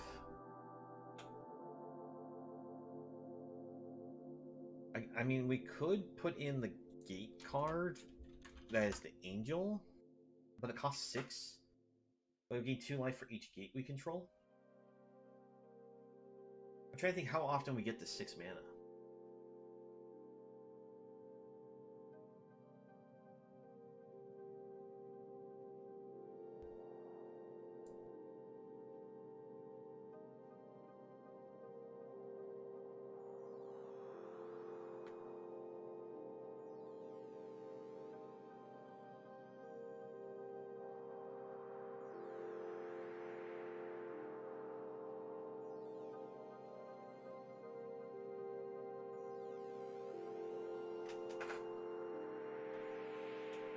If there's any suggestions from chat, more than, you know, welcome to hear them for trying to improve the deck idea.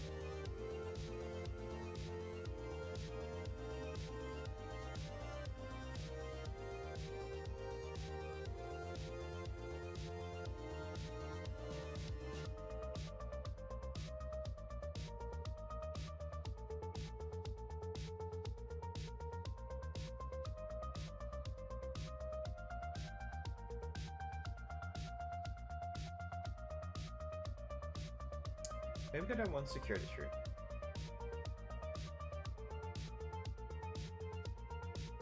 Maybe...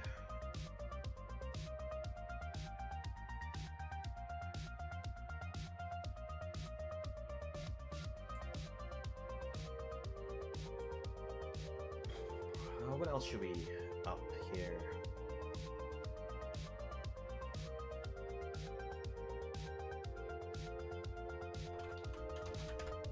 I guess we'll try one farewell. That way we have a potential just full exile board.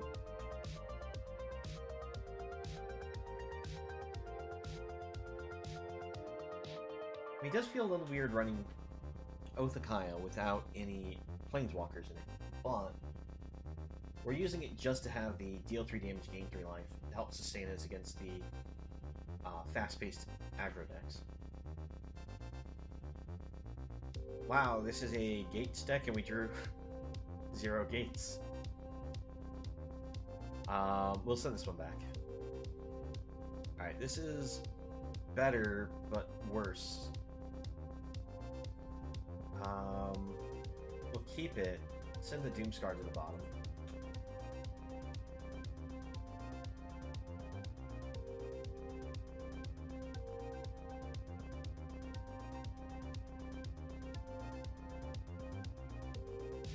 Alright, so we trade off sending a double white spell to the bottom to draw immediately another double white spell before we have any of our white sources. Love it.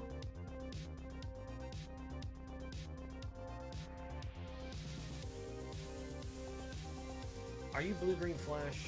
You're blue-green flash, aren't you? Oh, you missed the land drop.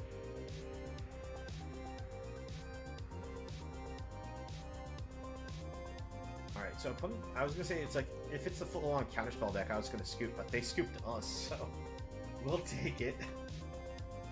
Because we had a terrible hand.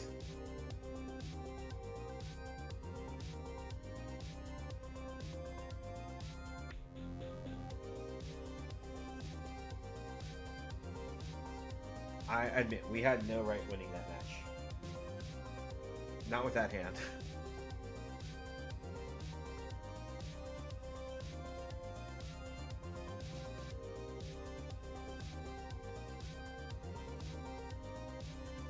Okay, so this one's keepable.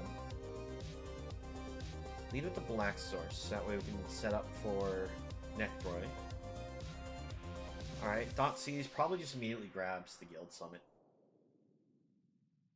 It's card draw for us. They may grab Necroid just because it's removal for any type. And if they're Greasefang deck, they just might want to just rip Necroid. Or Nethroid. I keep wanting to add like a K to that, and I don't know why.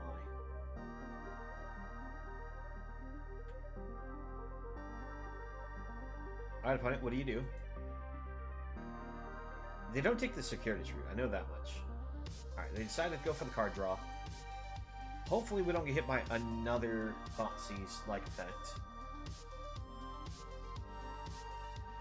Awesome. Go for the Soul Guide.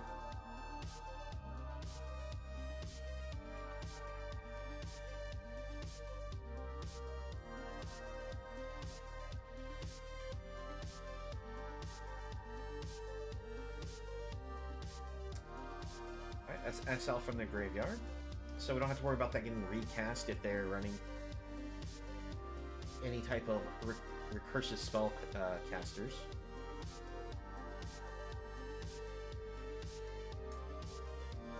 Bone Crusher to the face.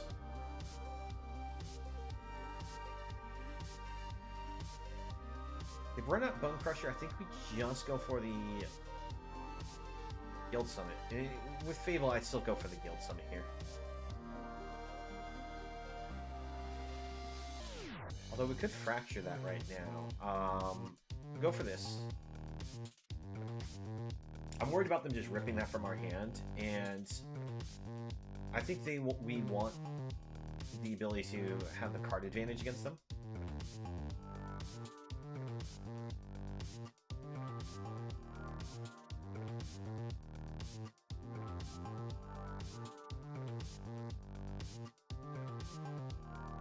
I'm only worried that they like try to resolve like a Chandra. Oh, there they discard that Chandra that I was worried about. I was going to say that they try to resolve a Chandra after we decide to answer one of these two things on the board.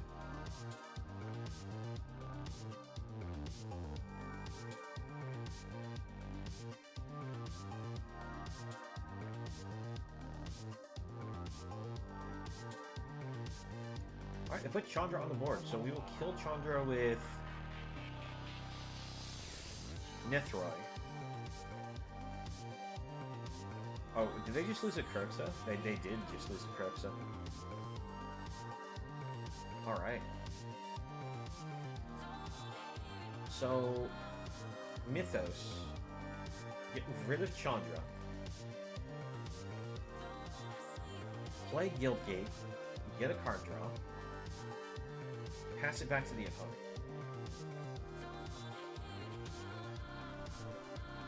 Now we can use Fracture, kill the reflections here. But I'm worried about just the other bodies on board. I would love it if we could draw.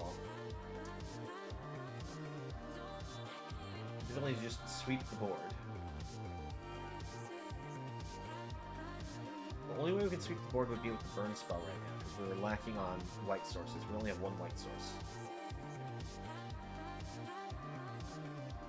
Alright. Give us our burn.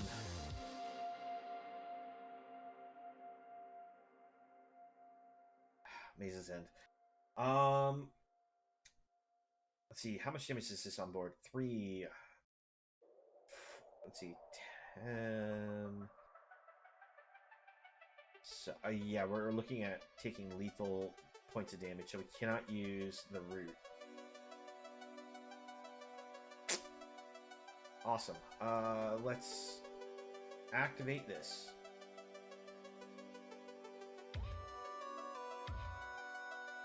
I am batting 1,000.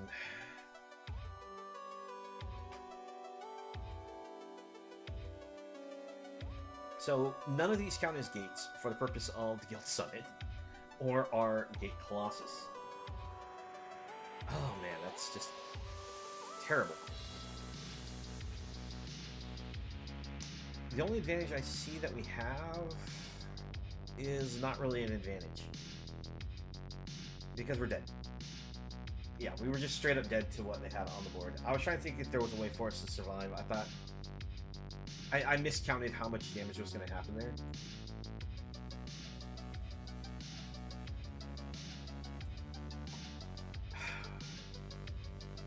Where's all our sweepers?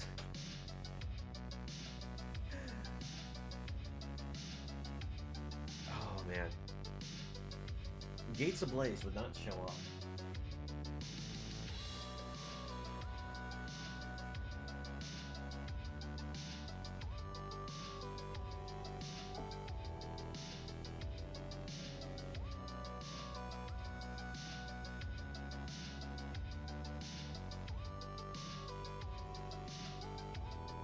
I don't think there's any way that we could have played that better. Unfortunately, just based off the draws, I don't think there was a way out.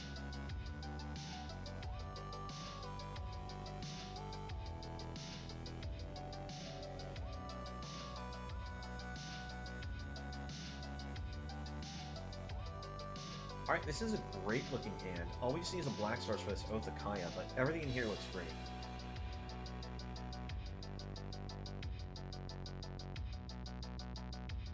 Alright. There's that black source I was hoping for. Just wondering, do I play this to the board yet? I think I'm going to hold on to it.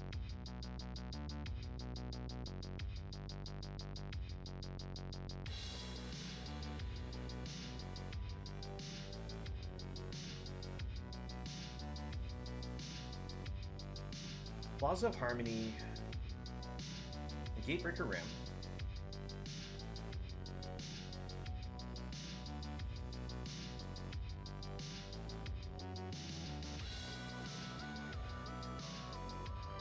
Alright, Spellbinder for our opponent. What do they tax? We have a lot of really taxable cards. Alright, they go for the card draw.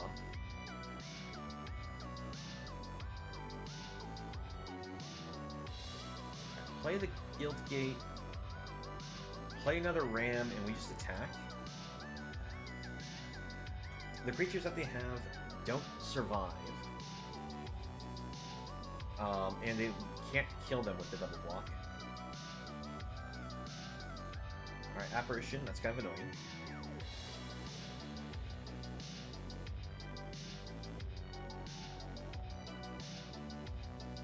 Bring this down. Go for the Oath of Kaya. We will kill...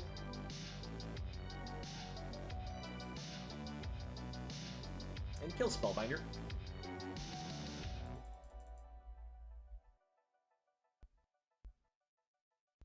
Bring out Soul Guide. Pass it back.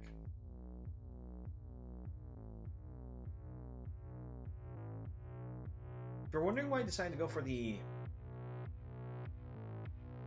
Spellbinder, it's just because they may have a way to recur the Alseed if I try to get rid of that.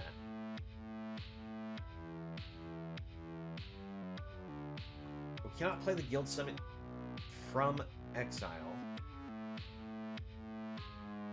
because of the Magistrate. Alright, bold. The opponent goes down to 1. We'll bring out the Dryad, pass it back. So opponent's trying to do the Dranthic Magistrate lockout combo. So they probably run the shoot, what do they call it? The Praetor? That's red. So that way our first draw every turn is just going to go straight into exile.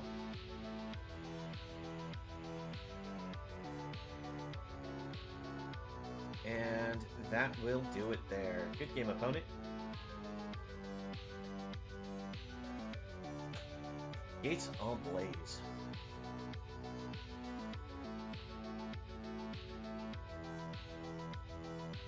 That's one of the things. If we actually play against somebody who's like playing, you know, somewhat fair creatures, we have a decent ability to play here. If somebody is going with combo deck, it's a matter of, do they combo before we can actually resolve anything? And then there's also the case of, if we're against hard control, do we manage to outrun whatever win con they have as well? Because we do have the backup win condition of with our lands.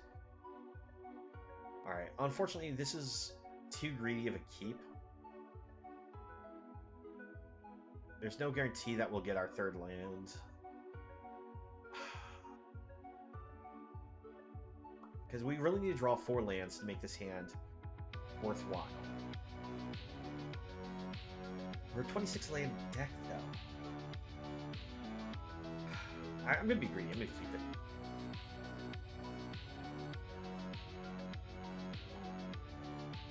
Of course. Come on, deck. Give us a land. Can we not deal with turn 2 fight rigging whenever we're against this deck? We're over 50% rate of dealing with fight rigging turn 2.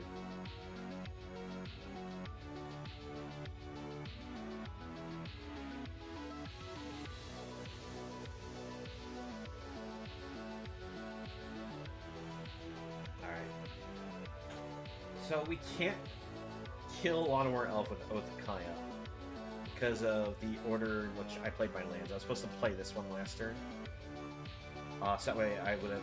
But the thing is, I needed this drawn last so I could just Tyrant Scorn, and they have Ultimatum, so that's a scoop. You can't win against Ultimatum. If you don't believe me, I'll show you which cards they grab. It only showed us 2 of them because it's Omniscience, Vorniclex, and Liliana. If I give them Vorniclex, Liliana, we lose. I mean, they could also have gone for the extra turn spell, in any which case, it's still just all sorts of... just... no.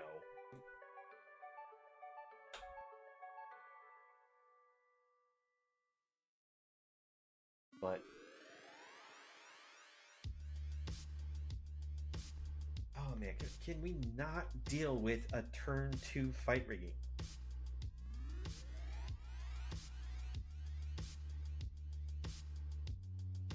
Playing a fight rigging deck, I've done that many times. I've had so many times where it's like I play the deck and I go like 8 turns, can't see a single fight rigging.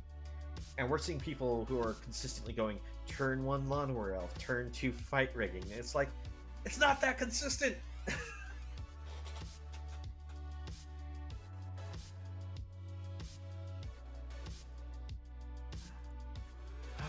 Alright. So on the open, we actually have a good spread of lands this time. Got a Doomscar that we actually have the white mana for, so seems like a definite keep.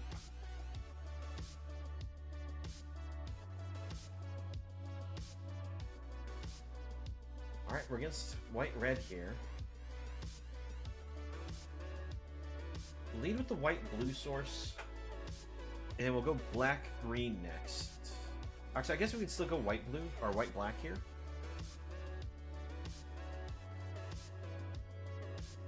Because if they're only going all in on one creature idea, we just go for the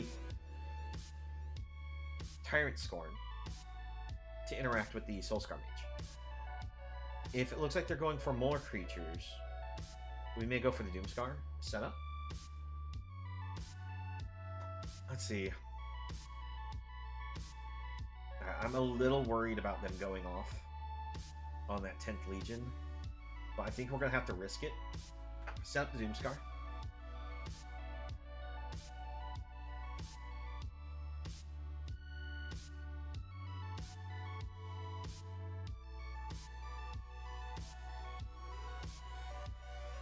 Adonta Vanguard gains Indestructible by paying 4 life.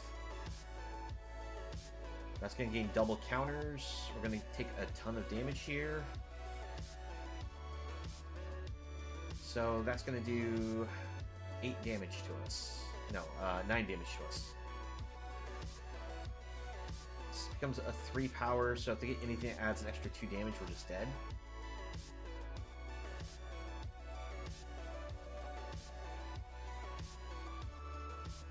Yep. We have to avoid any burn or anything that does a pump of 2 or more damage this turn. That way we can bring down Gate Colossus, have ourselves a huge blocker. Huge blocker's not going to matter against 2 of those. It would have been smarter for the opponent to play the Defiant Strike first. So that way if they had another pump, they could just play it.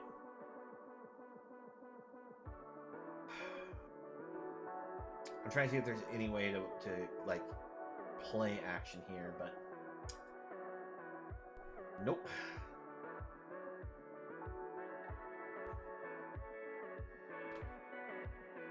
So that's the problem with the Danto Vanguards. They have the ability to get indestructible, and it finishes out that game against us. If it didn't have the ability to get indestructible, we would have had a clean board. Only one creature on board.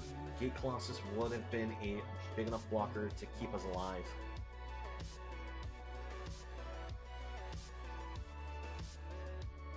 Oh, man, we're just getting some pretty bad matchups.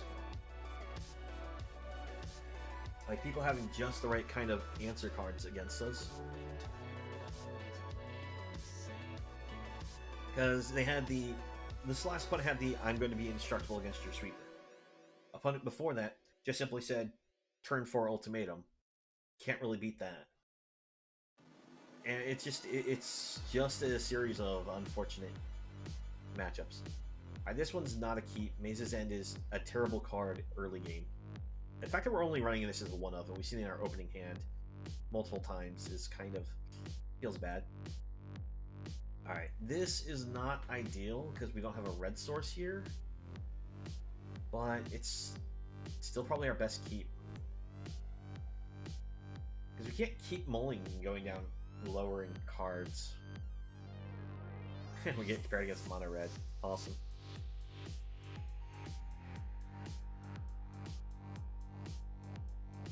Probably should have set up the black-green land instead of the white-blue one. Just in case I drew something that was able to interact. Alright. So during our turn, we use Oath of Kaya. We kill the Steamkin with 2 counters on it.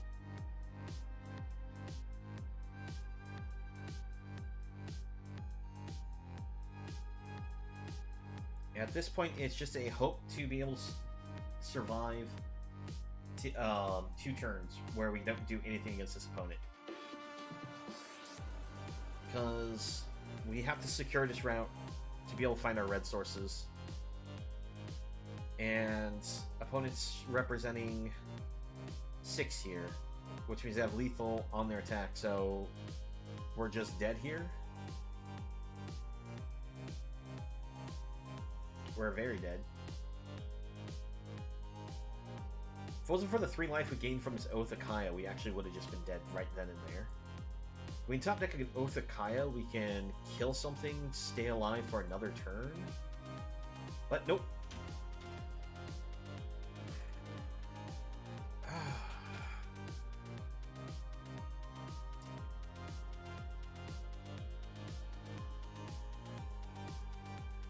Trying to think what we can do to actually make this work better. I actually do know one of the things that we need that I don't have. And that is more of these Plazas of Harmony. Because Plazas of Harmony would allow us to gain a life. Yeah, let's take the blue source out, turn this into a red source. Makes a lot more sense.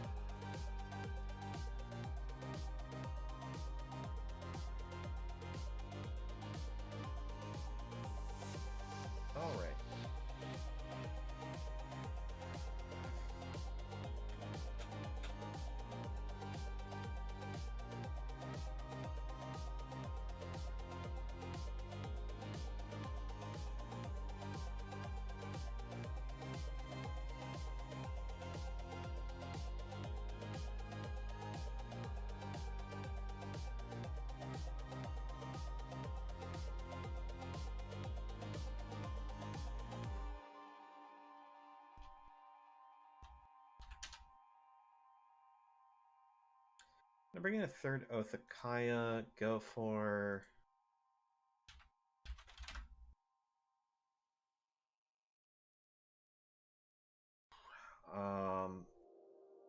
Now this actually isn't going to work out that well.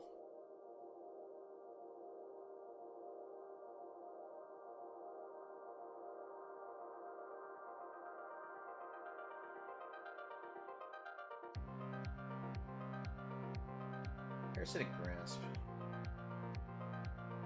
Parasitic Grasp will cost us double black to target anything that's not a human, but being able to pay 2 to hit humans is actually going to still be very relevant, considering how many early game cards are just humans.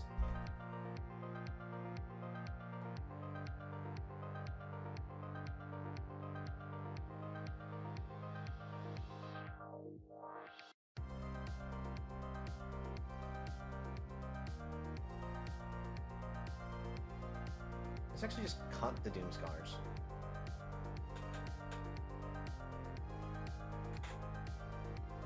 Because we have a terrible draw on, like, ever since we managed to draw and play them, they aren't really saving us.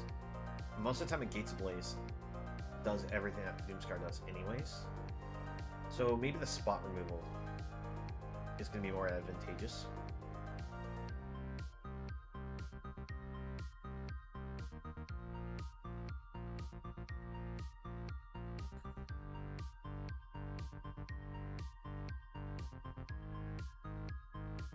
Alright, we'll try it.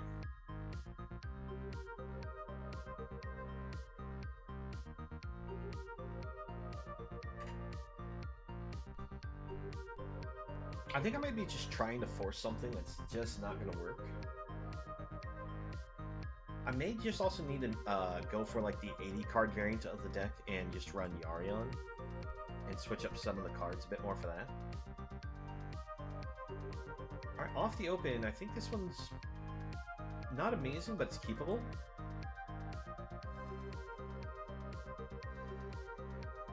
It's mainly keepable because we have Dryad here to fix our mana.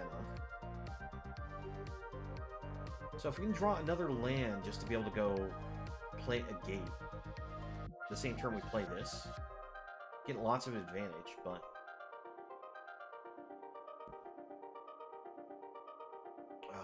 Oh man, it's gonna die, right? But I still gotta try to go for it. If it manages to stick to the board, we can go for the Guild Gate, the Guild Summit. It won't give us an immediate draw factor, but we'll be able to set up so that way any new gates we draw just turn to a card draw. Alright, they steal the Gate Colossus from our hand, but we can always get that back with Oath of Kaya. Come on, give us a gate. Off the top. Doesn't matter which color gate it is, just give us a gate. Preferably actually one that has blue mana, so that we can play the other summit.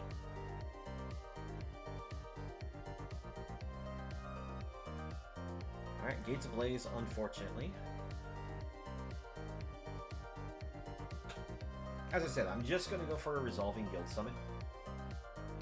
That way we can just turn all of our lands into all of our gate lands into just draw spells.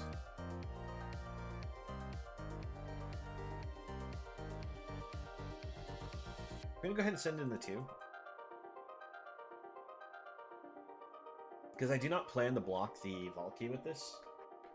In the event that our opponent has like cheap burn or a fatal push to use to get rid of our Dryad because they know that we're lacking lands, and Dryad's going to be huge for us if it survives.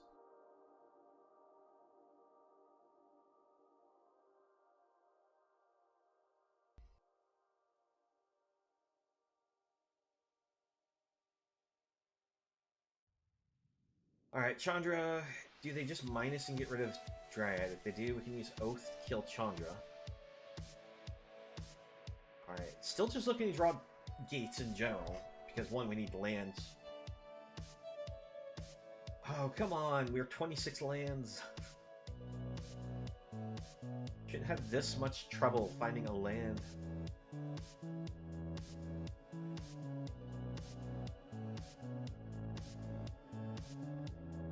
Alright. discard Soul Guide.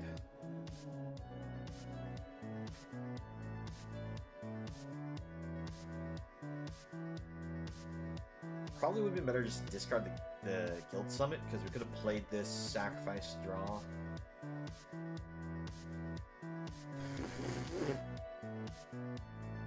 Ah! Where's our land?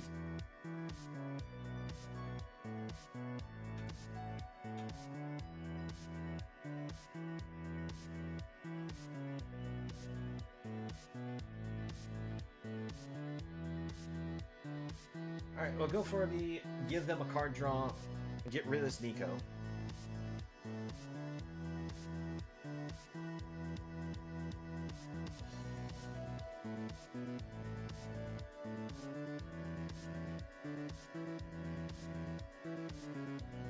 There we go. And we'll get ourselves another gate. That's good, that's good. I'm gonna hold on to Gate's Blaze still. I don't feel like it's time to kill the Valky just yet.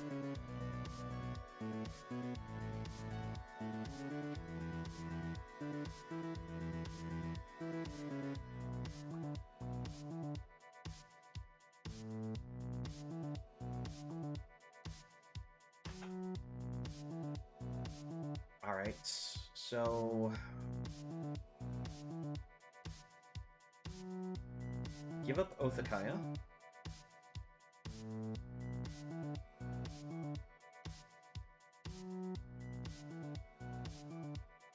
Securities route. Get ourselves blue, black, and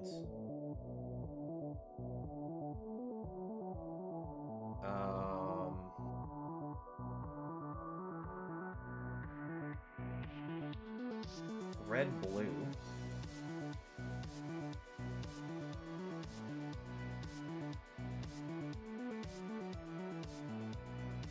Play another land. Get another card draw.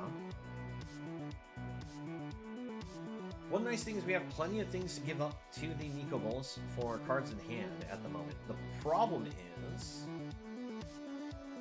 Nico Bolas can just straight win them the game.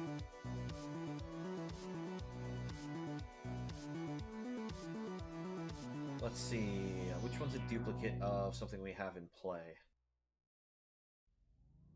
None of them are. We'll go up Soul Guide into.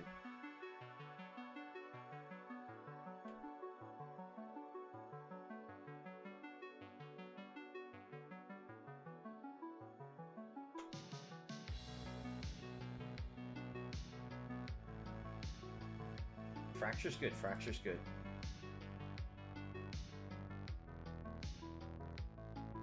Alright. Go for another summit. Will it resolve? Alright. What does this have to get to win? 8?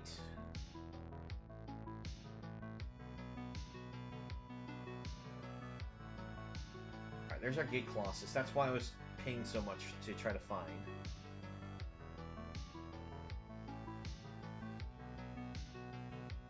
I think I overpaid, though. I'm going to give up the Securities route. We can give up the Swamp. Give up Colossus. I put Colossus in the bin because we can just, like I mentioned before, we can bring it back from the graveyard. We'll exile this one because we already have a red-green in play.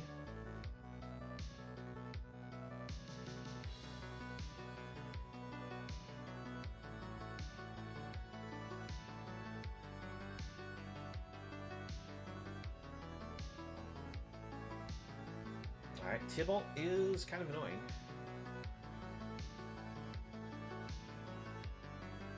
But Tybalt's not the end of the world. Because, let's see, we use this, kill this.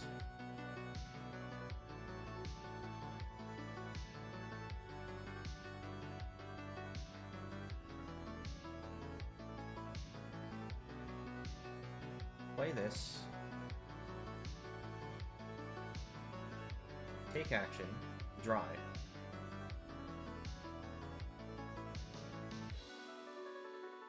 Go for the Gate Colossus.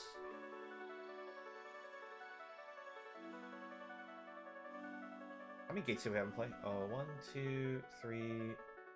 1, 2, 3, 4, 5, 6, 7. Should have done this first, but might as well do it now.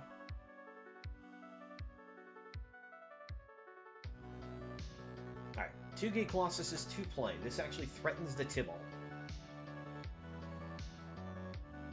They can bounce one back to our hand and then use the minus from Tibalt to exile the other. Or they can just play an Extinction Event. That's unfortunate.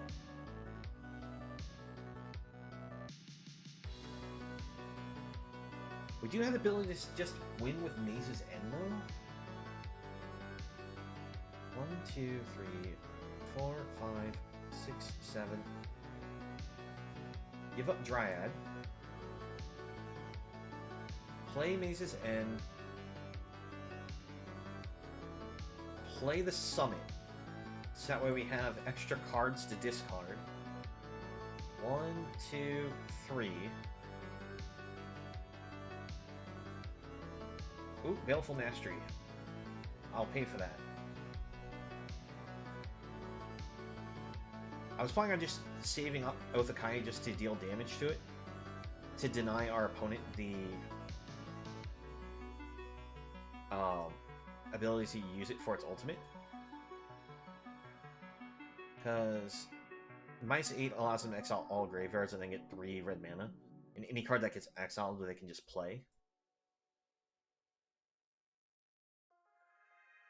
So as long as the opponent doesn't have the ability to do an extra 3 damage to us right now, we should win the game.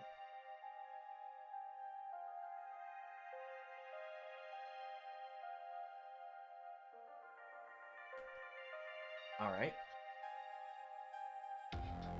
Lands? Actually, full control.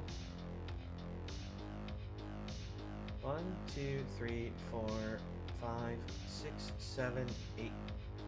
1, 2, 3, 4, 5, 6, 7, 8. Oh no, we are short.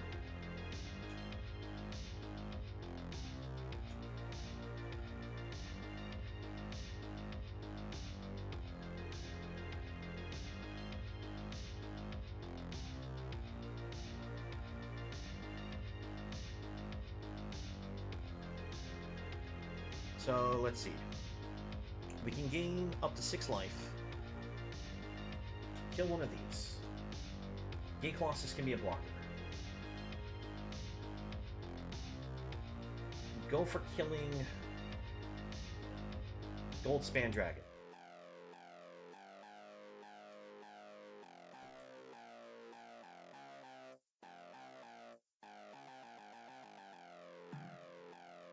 Doesn't matter which one we keep.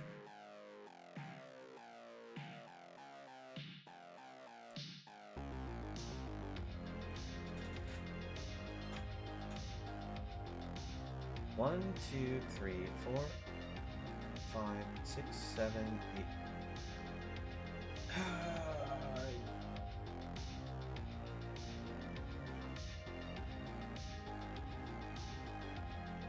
Play this for 1. Which one are we missing?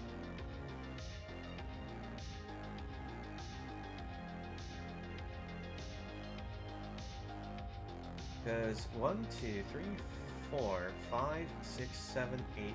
So I know we're missing blue-green. What's the other one that we're missing?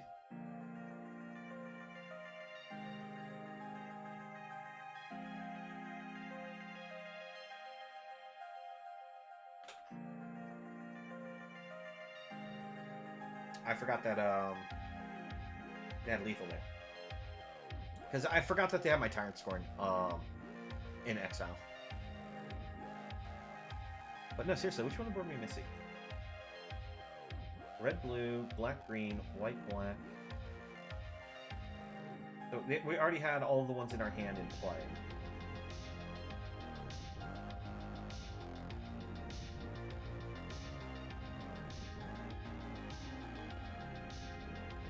If it wasn't for playing the summit, we didn't get the Assassin's Trophy, so we didn't have an answer here, so we were just dead.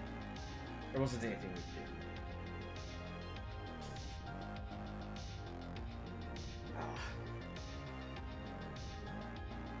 We were literally one land away from winning that. I just couldn't figure out. Let's see, we were missing blue-green and one of the other ones.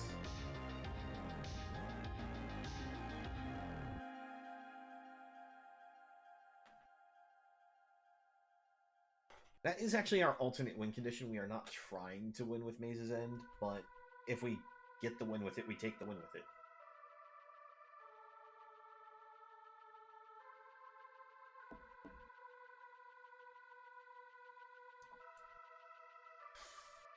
Alright, we take the mulligan. It's too risky. We'll keep this one. Put Dryad on bottom.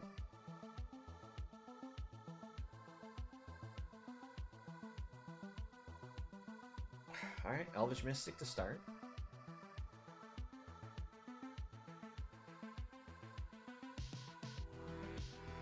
Yorvo. That's gonna be a problem.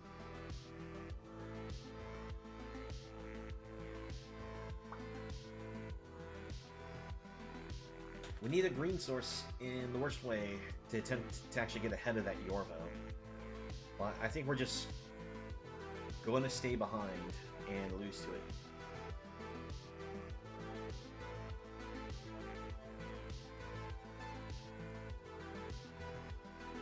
If we draw our untapped green source, we could go...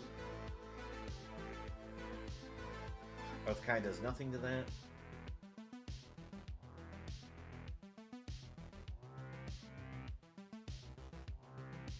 So we can go for Rakdos Guildgate. Gates Ablaze. Get rid of everything except for Yorvo, because they're going to play a green creature this turn. Or not.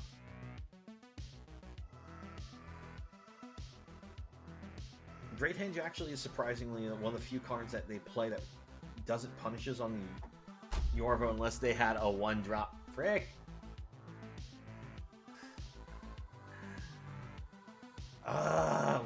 Why do they always have to have like the perfect answer? Like every time. Like that's their best out there was play Great Henge and a 1-drop. It gets Yorvo big, now they have all their creatures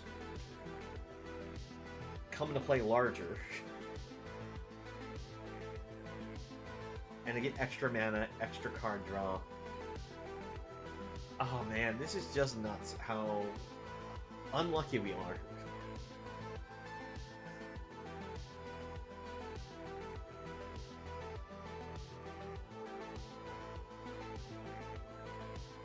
Opponent had lethal and they missed it. I would love so much just to be able to actually punish an opponent that does that. Oh my gosh. Alright, well, it doesn't matter.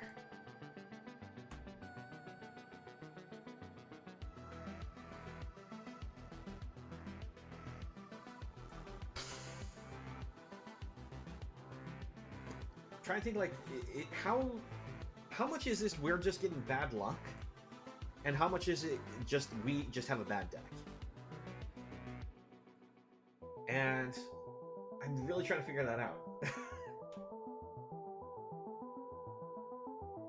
Because opponents are getting amazing draws, and we keep getting okay draws.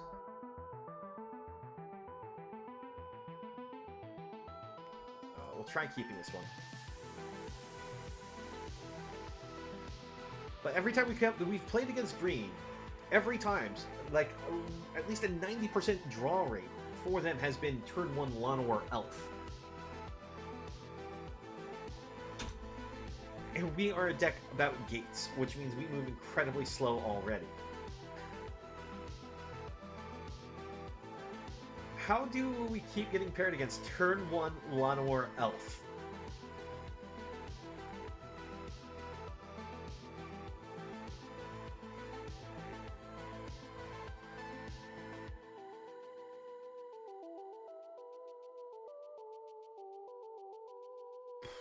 Alright.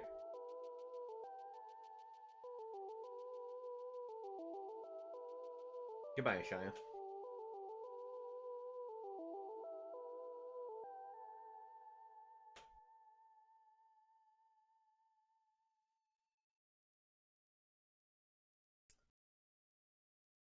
Oh my gosh. There's just no brakes on my opponents. They can't stop, won't stop.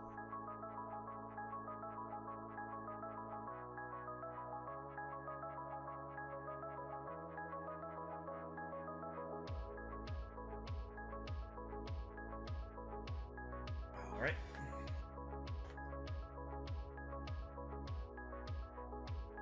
Alright, so we can't activate Soul Guide Lantern while that's in play. But that's not the issue with the card.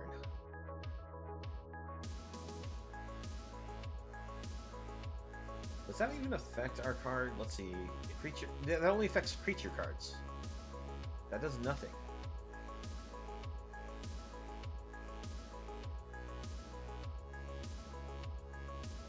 If I had played a gate, then I'd actually be able to block and kill Vorniflex. Because I chose to play this. Yeah, we'll just go ahead and scoop.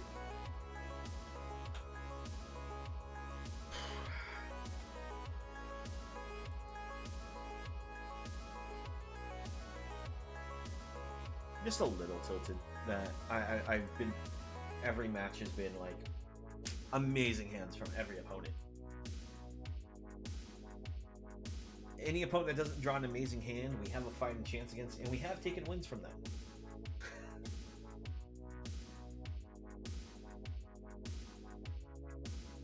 Oh man.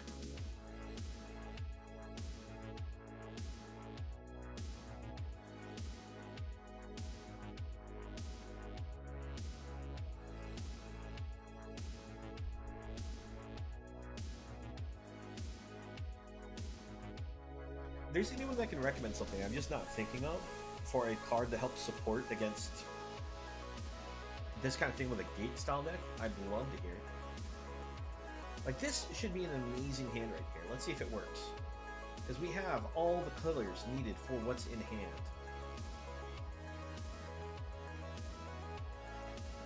We're on the play. We actually managed to go against a green deck that doesn't turn one Lotto or Alphas. So, okay, we don't care about that creature at all.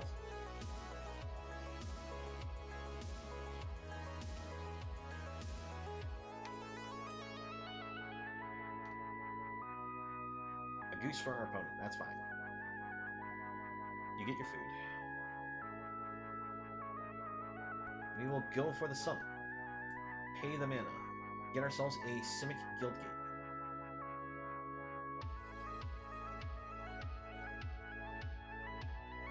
Technically, this has an ETB here, even though we don't have anything to pay for it, so we can't land drop. They have a chance to destroy this. But it looks like their only interaction was maybe sacrifice food, draw card. Why would you wait for me to land drop? I'll take it. Why do they do that sometimes? I'll grab another black source from the deck.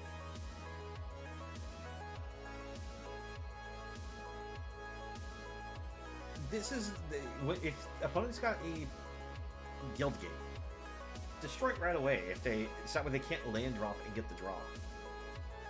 Don't just. I honestly thought they only had the food there.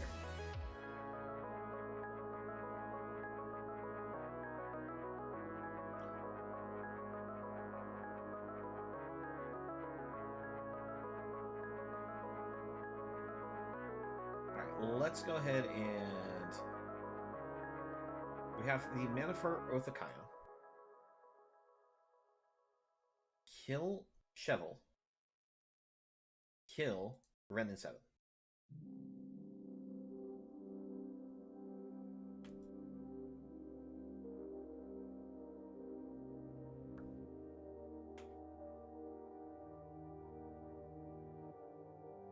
Alright, they had a replacement Chevel. That's fine. Like, this only allows you to get extra card value if you destroy creatures your opponent control. And you have to get to your upkeep to be able to get this value. We just won't bother putting a creature on the board while Chevel's on board.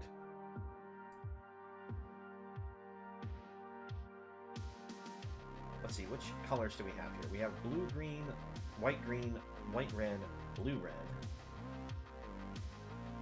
With white-black in hand, so white, blue, and red-green are the ones we'll grab.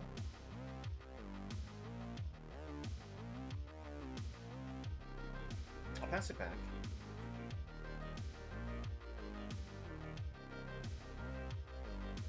I don't want to put Gate Colossus on the board because 1, 2, 3, 4, 5, 6, 7. Don't want to accidentally kill it with our Gates Ablaze.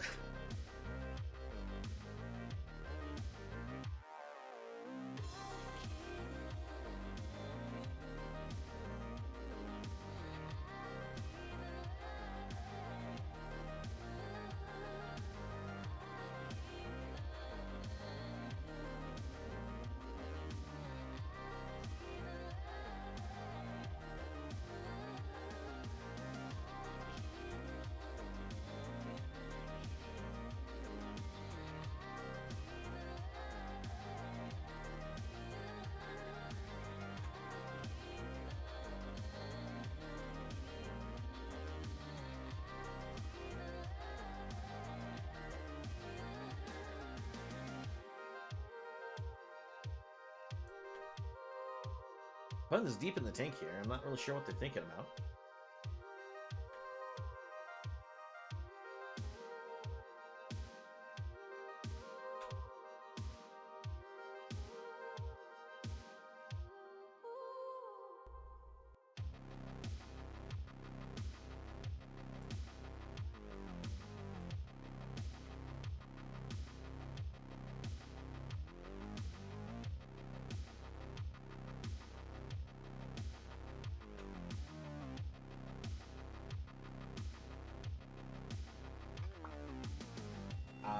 Is our opponent like giving us Assault Scoop here? Do they have some connectivity issues?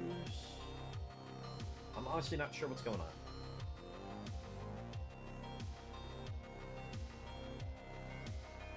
Well, there's our Maze's End. Hit him with the Gates Blaze.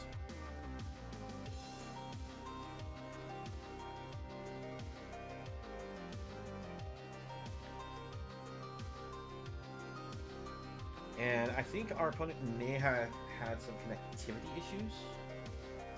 I don't think they intended to just time out. Like, it feels like they still had lots of potential plays here, considering, you know, they get clues with Untitled Chapter here, sacrificing these to get that card draw.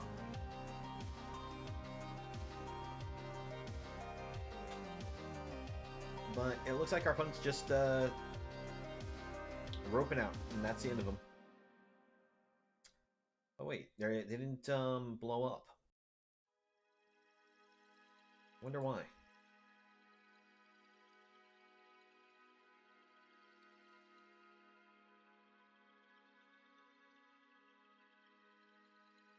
Did they react and actually push a button? Because it looked like they roped out 2 times in a row, which is usually a forced concession, but...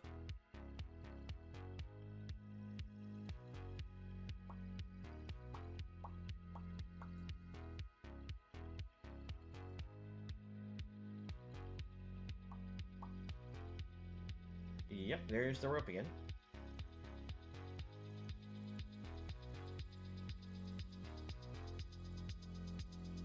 Well, I mean, they have priority because of being able to activate things, but the thing is,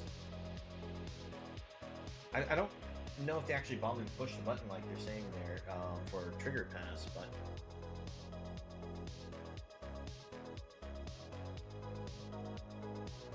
Okay, there's the forced concession.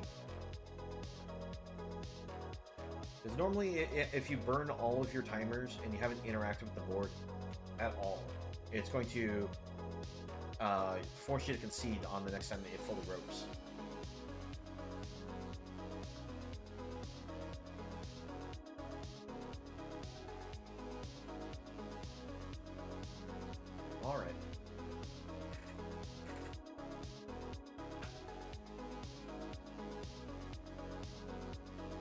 By the way, for the people who are in Twitch wondering who I was talking to, I'm actually streaming both to Twitch and YouTube at the moment.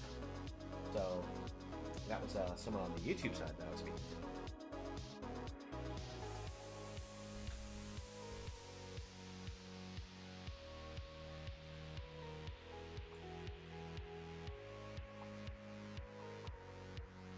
Alright, I think I'll take a risk with this hand. We have actually a fair bit of interaction with it. We just need to draw another land for it to really work.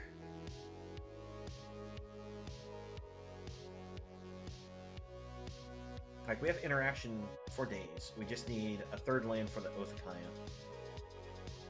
Oh. It's an artifact deck. Okay. Come on, deck. Don't screw us on lands. There's 26 of them in here. Mana of any color works. Preferably red, so we can use Gates Ablaze. But this is going to be the... Ooh, there's our red source. If you're wondering what kind of deck that we're against, this is going to be Artifacts and Soul Black Staff of Waterdeep style deck. So they end up trying to win by animating, you know, these indestructible lands into creatures, or animating Ornithopters and turning them into serious threats. Alright, let's go for this on white-blue. We'll hold up for the Baleful Mastery. This way we can kill the Darksteel Citadel. Or, I guess they're going to pump that up. That's also a thing.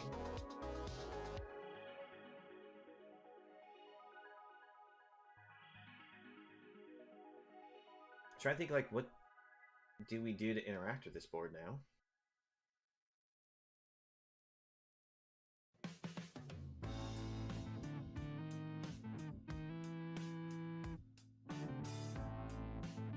We're just dead to this automaton now, unfortunately. Well, let's see. We can actually do Oath of Kaya, hit Ginger Brute, gain 3 life. Brings us up to 10. It's our only play we have available to us. Now, if they untap Black Staff of Waterdeep, they could have shifted it over to... Oh, Michiko's Reign of Truth, that's 4/4 and R5, and then we'll die. Yep. This is, again, just because we're on all tap lands. We move just that little bit too slow to interact with the cards. Because if I had an untapped source, I could have used Baleful Mastery for 2, and then it'll pay for this ward too, but that's gate mana for you.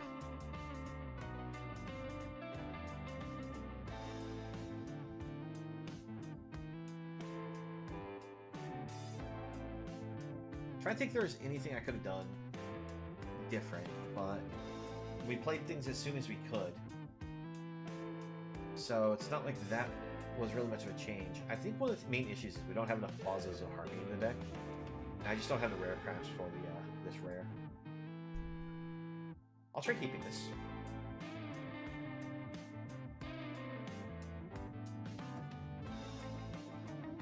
Alright. We'll take the win. 3 wins.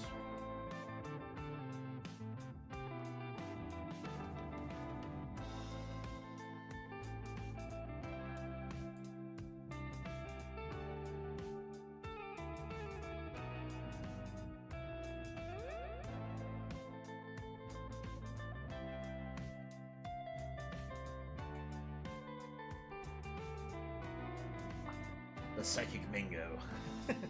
That's a fun name. Unfortunately, it's a 2-lander, so we're going to ship it. We'll keep this. This actually seems good. We will ship Kaya.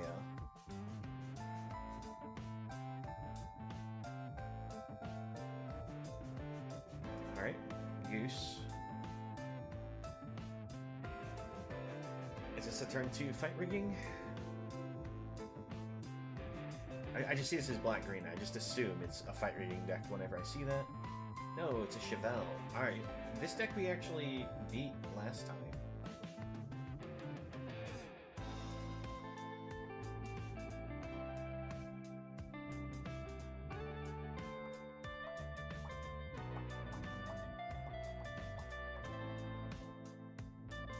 Alright. First thing, it looked like they're going to send the goose message. But it looks like they're possibly going to hold it back so that way they can... Nope, they're going to go for a Graveyard Trespasser. As I say, they might hold it back just to use it for the generating food.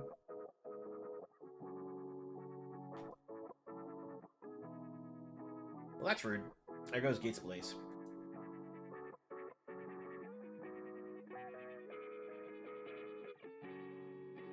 I don't know, maybe they take the Ram, maybe they take Baleful Mastery, but I'm fairly certain they take Gates Ablaze here.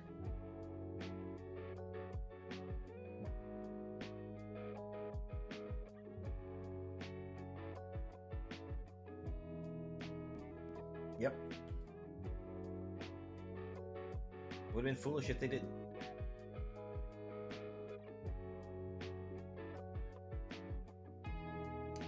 Let's just go ahead and exile Chevelle.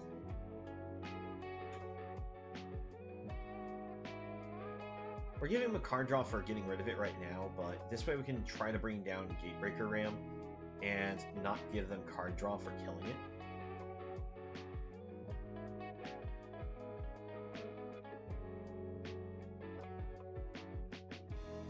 Go with the blue-red source.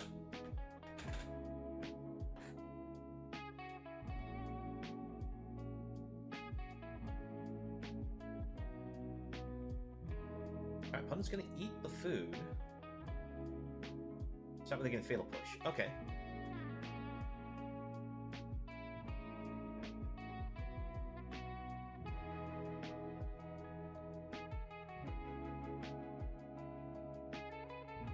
Still feel like killing the Chevelle there was a good call, because it denied them card draw. Alright, let's go... Let's go for Gate Colossus. Gate Colossus being a nice 8/8 body for 8 mana means that they can't use something like a Fatal Push to get rid of it. Only problem is, if they do manage to kill it, they can attack with Glut and exile it from the graveyard so we don't get it back.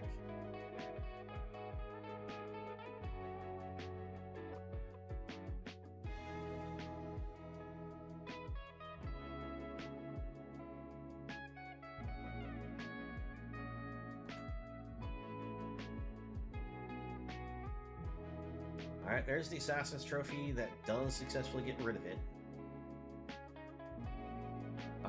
Which land do we want? I guess we'll grab the white source, since we hadn't hit a white one yet.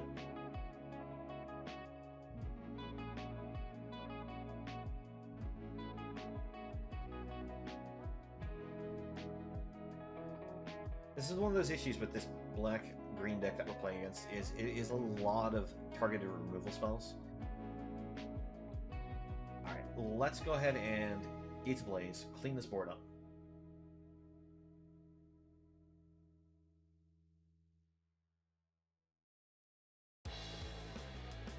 We'll bring out a Ram.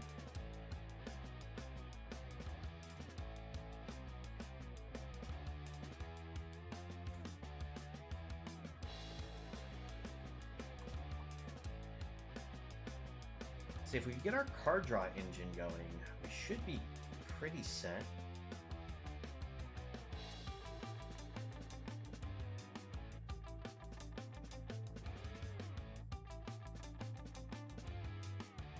Let's go for the Circuitous Route from hand. I'm going to hold the Guild Gate. See, so we know we have a red-blue in hand. Let's go ahead and grab a white-blue. What colors are we lacking? Not really lacking on any color in particular.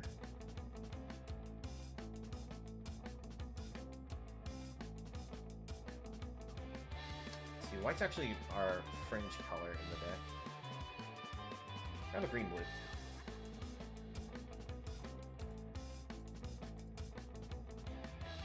This is a two-turn clock. Now, I do imagine... Yep, there's more removal.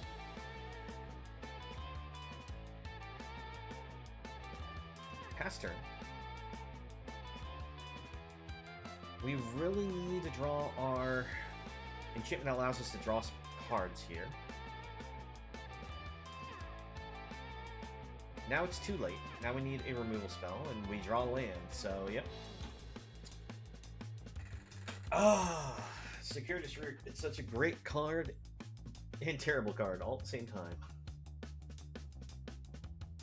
When you're in top deck mode, needing to find an answer, and you don't have the enchantment in play that lets you card draw off of playing lands, it's terrible.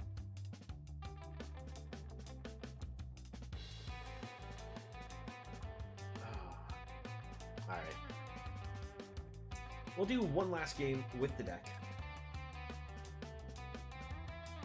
This deck is just guilty pleasure for me because Gates is kind of a deck that it's relatively budget friendly if you want to try to build it that way, and if you try to, you know, jam other cards into it, it usually can still work. But we're having a hard time just surviving the early game with it.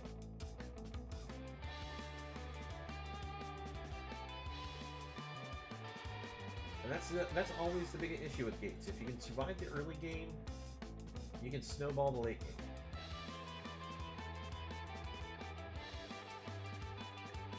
Alright, on the open.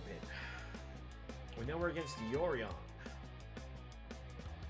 We know we don't have any green or blue sources for these cards, so I'm going to hit Mulligan. I will keep this one.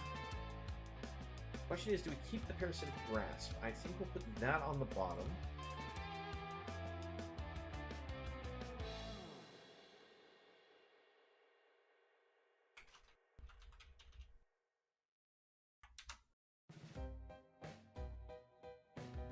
Go for another Guild Gate. Go for Lantern. Pass it back.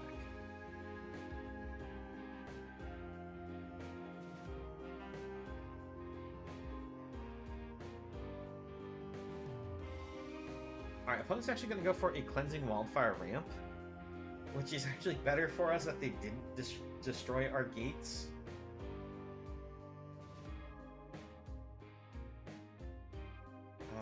Let's go for Gatebreaker Ram. Pass it back.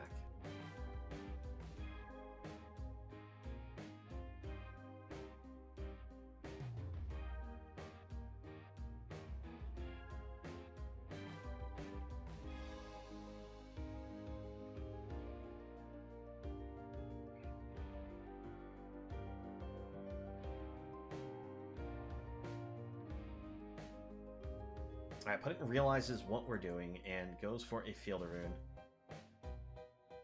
It kind of hurts because we don't have a blue source for basic in our deck, and I probably should have made sure that stayed in. Like, whites are splash color. I should have pulled white out.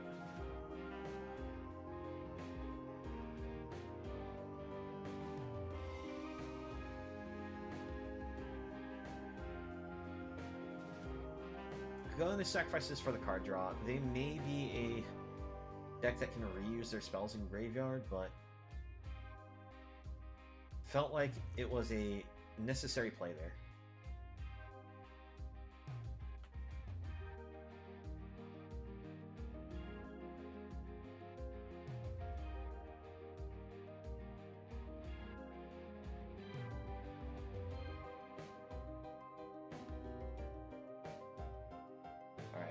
Golos isn't an issue because they can use this to get the 5 mana to be able to activate it. They also run World Tree to fix all the mana issues. So we'll just exile it, just not have to deal with that.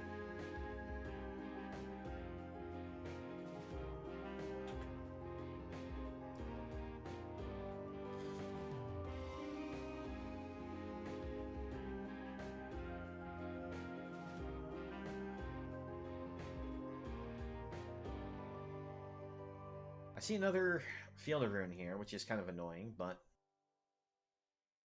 Alright, Fires of Invention for our opponent. They can play Yorion for free if they so desire.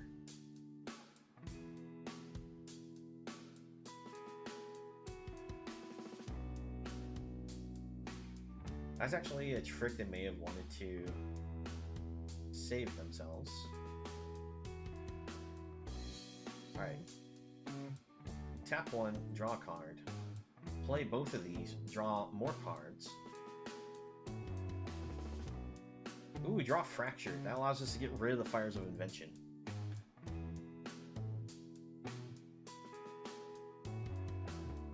We can also play a land. Like, we have a lot of things going on that's really good. Alright, what's more important? Get rid of Golos or get rid of Fires? Golos can, unfortunately, just activate right away. There's no real stopping Golos. Fires kind of pinches Golos' effects anyways, because they can only play 2 of the spells that can reveal with it. So I think we're better off getting rid of Golos over Fires, but we'll see what happens on the draw.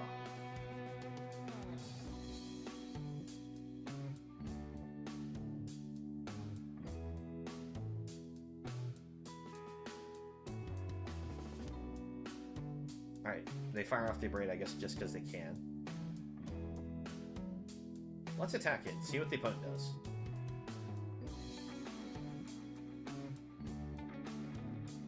Alright, they take it. Activate the root. Actually, it's harder for me to tell which ones we have. We have Simic, Boros, Azorius, Gruul. So, grab Izzet and Orzhov.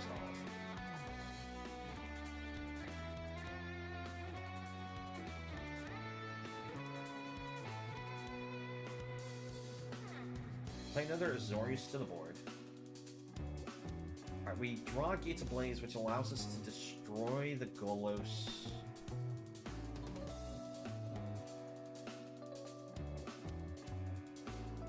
I'm going to hold up the Fracture for their end of turn. It does allow them to activate the Golos right now to get their advantage, their value off of it. But they'll only be able to play 2 of the spells.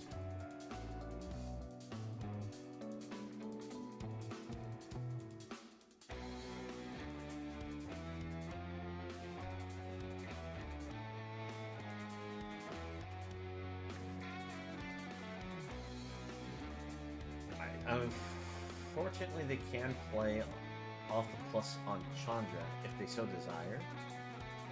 Oh, they moved to combat. I'm going to blow up Chandra right now.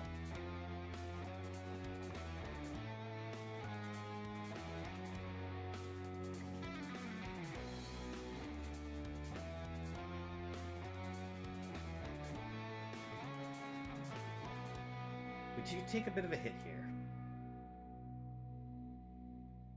I am worried about our opponent like hitting a Kenrith out of their hand and being able to just haste it in for a lethal strike with any other creature.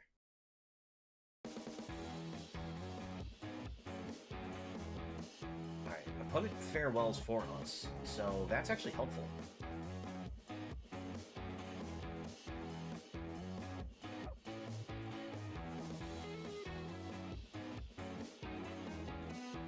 I guess opponent wanted to just take advantage of the fact they can then play all the omens for free.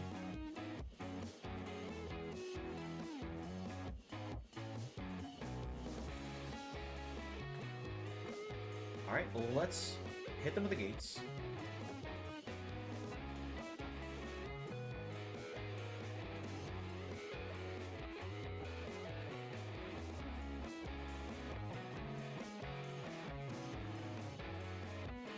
Go for the Guild Summit.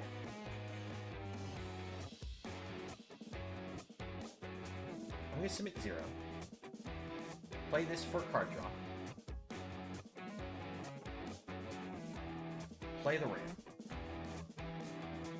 The Ram's going to be a nice 10-10 body.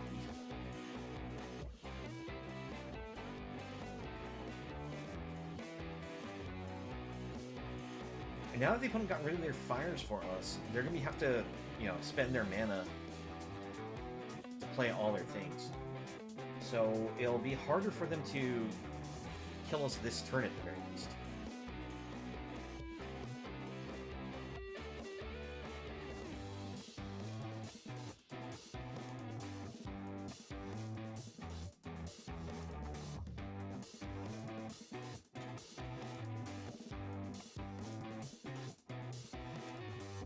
Alright, another farewell from our opponent. Opponent doesn't like fun.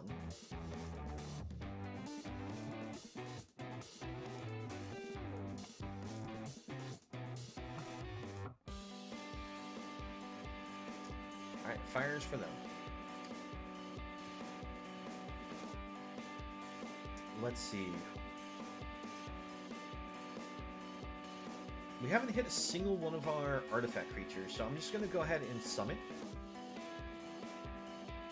1, 2, 3, 4. Let's see.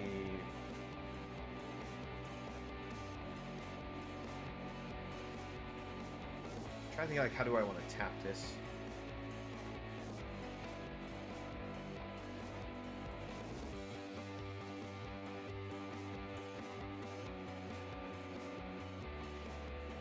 Yeah, tapping it like that's good. Alright, we'll play this, get another card draw. Play a Dryad to the board, and it'll be their turn.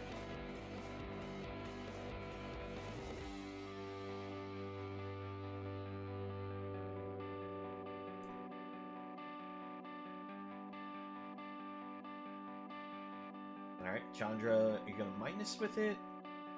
No, they plus. Another farewell. All right.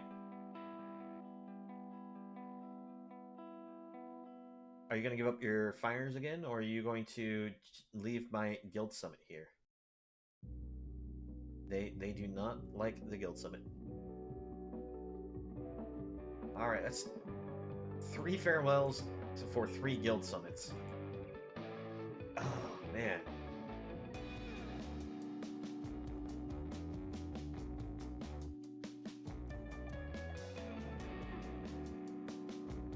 Trying to think, like, what can we do here? This only does damage to creatures, so I can't use it against the Chandra. Okay, so to destroy that, we get another basic out of the deck.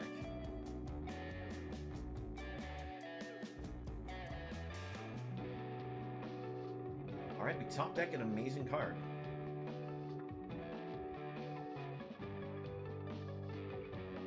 We'll still just go ahead and use Oath of Kaya and hit the Chandra. We'll limit its functionalities in case they do manage to kill off our Gate Colossus. And we're going to hold the security streak because if they destroy Gate Colossus, this will allow us to at least put it back on top of our deck.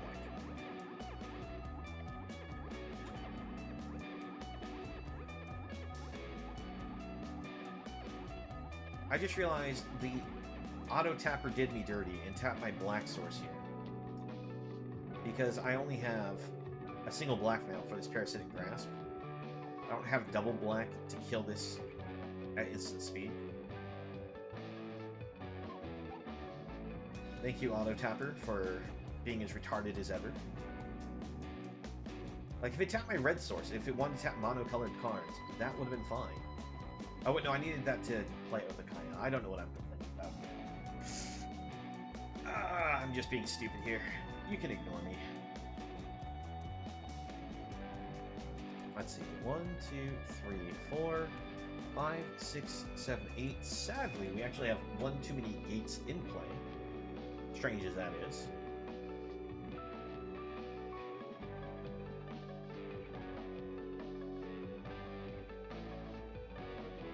So let's see. I'm trying to think, like, what can we do here? We can attack, try to kill Chandra. If they let us kill Chandra, we Gates Ablaze, get rid of Golems.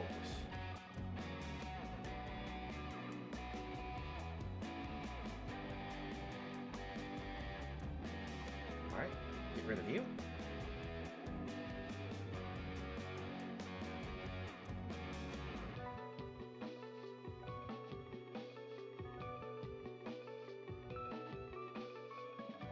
On our side, why I was saying oops, because they tap their mana wrong, so they can't block for it, or do they accidentally skip the blocking? 1, 2, 3. And okay, yeah, they scoop it up. They saw the Gates of Blazing coming. Alright, we managed to take down this version of Yarion. Some people like to refer to it as like the Fires of Invention Yarion, just because it's all about being able to, as you can see, get value out of just the Fires of Invention, less the actual Yarion itself.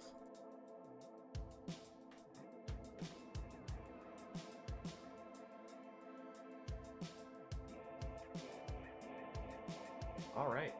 We've got ourselves a free Smoldering Egg. Woo! That's actually kind of a good unlock, because that's actually going to be rotate-proof. So we can actually build decks around that. But, alright, we'll go ahead and wrap up this deck idea here. So, this deck idea went over a lot of revisions, and this is kind of how we ended out settling on the deck design. Unfortunately, gates just move really slow, and it's kind of awkward trying to play this deck. I felt like the Soul Guides were necessary for if we ever went against the Recursion Greasefang style deck, and we actually did play against one once, and it came in handy. We just unfortunately couldn't close out the game against them because it still was the Asika's Chariot variant. So, strangely enough, the weaker combo payoff deck was one we had problems with, because it just managed to hit 4 Asika's Chariots. So while we did Gates Ablaze multiple times, it just didn't end up being enough. The deck, though, it was nice being able to play with Gatebreaker Ram and Gate Colossi again, but the deck just moves too slow because it's just gate mana. It's just slow. I think if you do this, you have to have yourself extra Plazas of Harmony. While it does hinder the value of Gates Ablaze, it makes it a little slower to get the Gate Colossus and shrinks the gate. It doesn't like pump Gatebreaker Ram. These are kind of necessary to the deck because it gives you a untapped mana source that is very needed for the deck, but also it gives you life, which is one of the hardest things in the deck, is just sustaining yourself. And when we actually did stabilize and sustain ourselves, we did have trouble managing to close out games with Gatebreaker Ram and the Colossus, because they're just spot removal works on them and staggers and slows them down. But it meant that one of Maze's End actually ended up winning us a couple of games. Actually, it ended up winning us more games than we did with the Ram or the Colossus, which is kind of shocking. If I have to say anything about the deck, you probably might need to go with some more early removal options just to sustain yourself to play the rest of the deck. If you can actually get yourself a Guild Summon to the board, and like on turn 3, and be able to then like stabilize with like Gates Blaze or your other spot removal options, this deck will run really well. The problem is being able to survive to past turn 5. I found that Othakaya did help quite a bit in doing this because the deal damage, gain life. So I think this is a worthwhile card to use.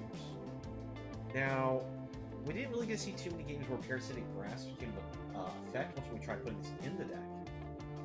But I do think that this one works out well. I'd just like to be able to get a little more testing to be able to definitely say yes.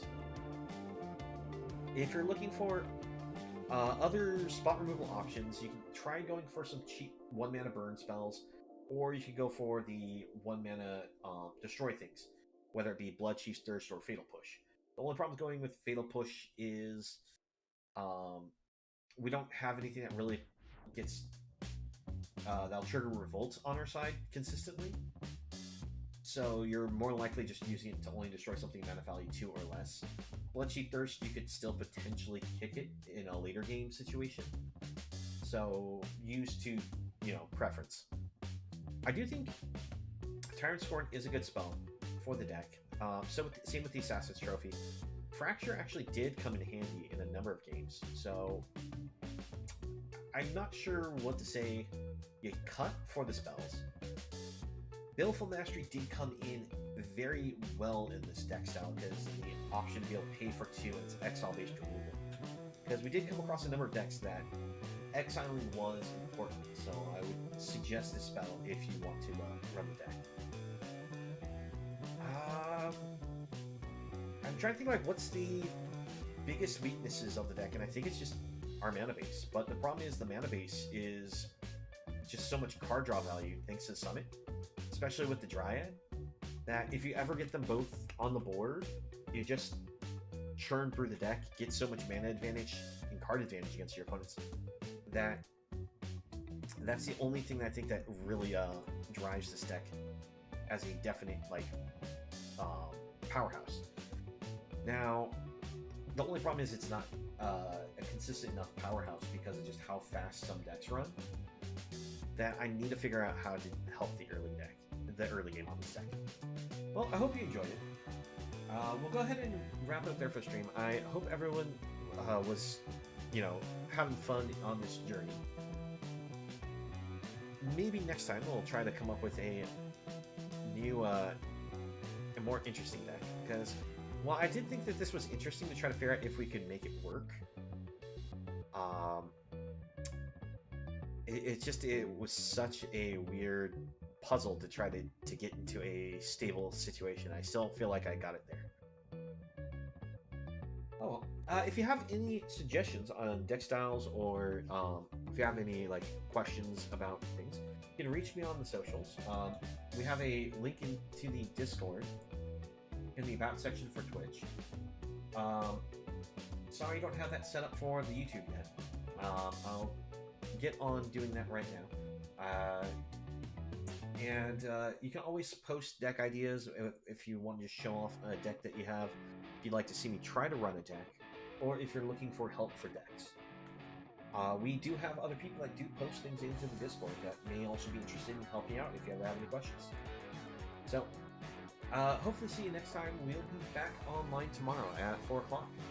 And I hope to see you then. Take care.